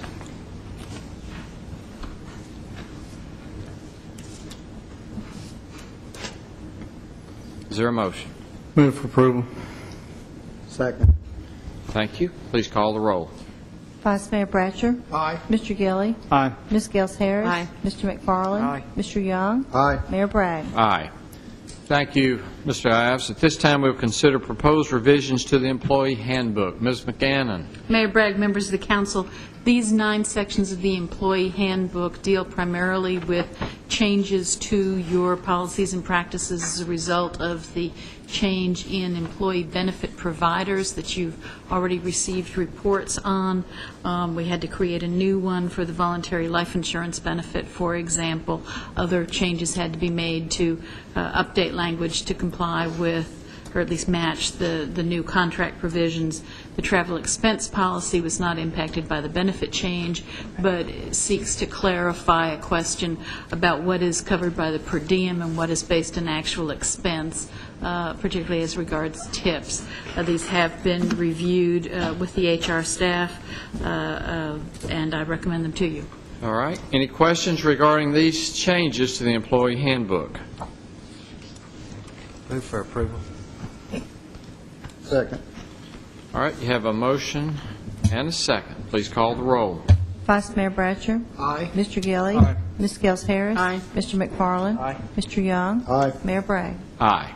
Ms. Wright, are there any beer permit applications? Yes, Mayor. We have one special event permit for United Way to be held at the Avenue in October, and they have met our requirements for a special event permit. All right. Thank you. Is there a motion we accept? So moved. Second. Thank you. Please call the roll. Vice Mayor Bratcher. Aye. Mr. Gilly. Aye. Ms. Gels Harris. Aye. Mr. McFarland. Aye. Mr. Young. Aye. Mayor Bragg. Aye. All right. You have before you a revised list of the statements to be considered for payment. Are there any questions regarding these bills, or would you like to pay the bills? Move that we pay the bills. Second. Thank you. Please call the roll. Vice Mayor Bratcher. Aye. Mr. Gilly. Aye. Ms. Gels Harris. Aye. Mr. McFarland. Aye. Mr. Young. Aye. Mayor Bragg. Aye. At this time, as to board and commission appointments, I'd like to propose reappointing Candy Joyce to the St. Clair Senior Center Commission along with Dr. Dolores Doyle, and also appoint for the first term Stacy Newby and Jim Getzinger. Also for the Board of Electrical Examiners, I'd like to reappoint Mr. Carl Pease, the Murfreesboro Fire Department, and to the Murfreesboro Housing Authority, reappoint Hattie Rankins. I make these recommendations to you.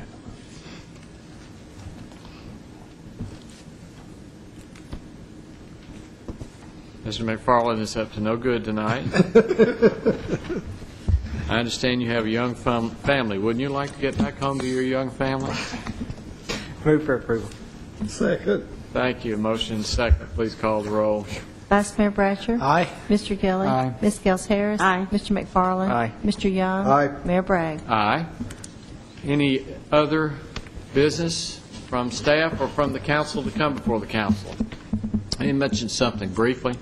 I've had a number of calls and fairly persistent complaints about yard waste pickup. And I know since the April 27th storm and the beginning of the spring and the summer seasons, we've had a lot of yard trimmings, a lot of yard waste. I'd like to propose that you as staff look into our ability to pick up in a timely fashion. Certainly after a storm, I understand there's going to be a period of readjustment, but on a regular basis, I'm sure the other council members have received some questions and calls. If you would consider that. Be happy to, Mr. Bragg. Last conversation. I'm very pleased with what has been done and how we're being able to cope, but just it was such a different transition from when we had no ability to when we had the real ability, and now we've cut back. So be glad to. If you'd consider that. Thank you. Anything else from the council? If not, you are adjourned.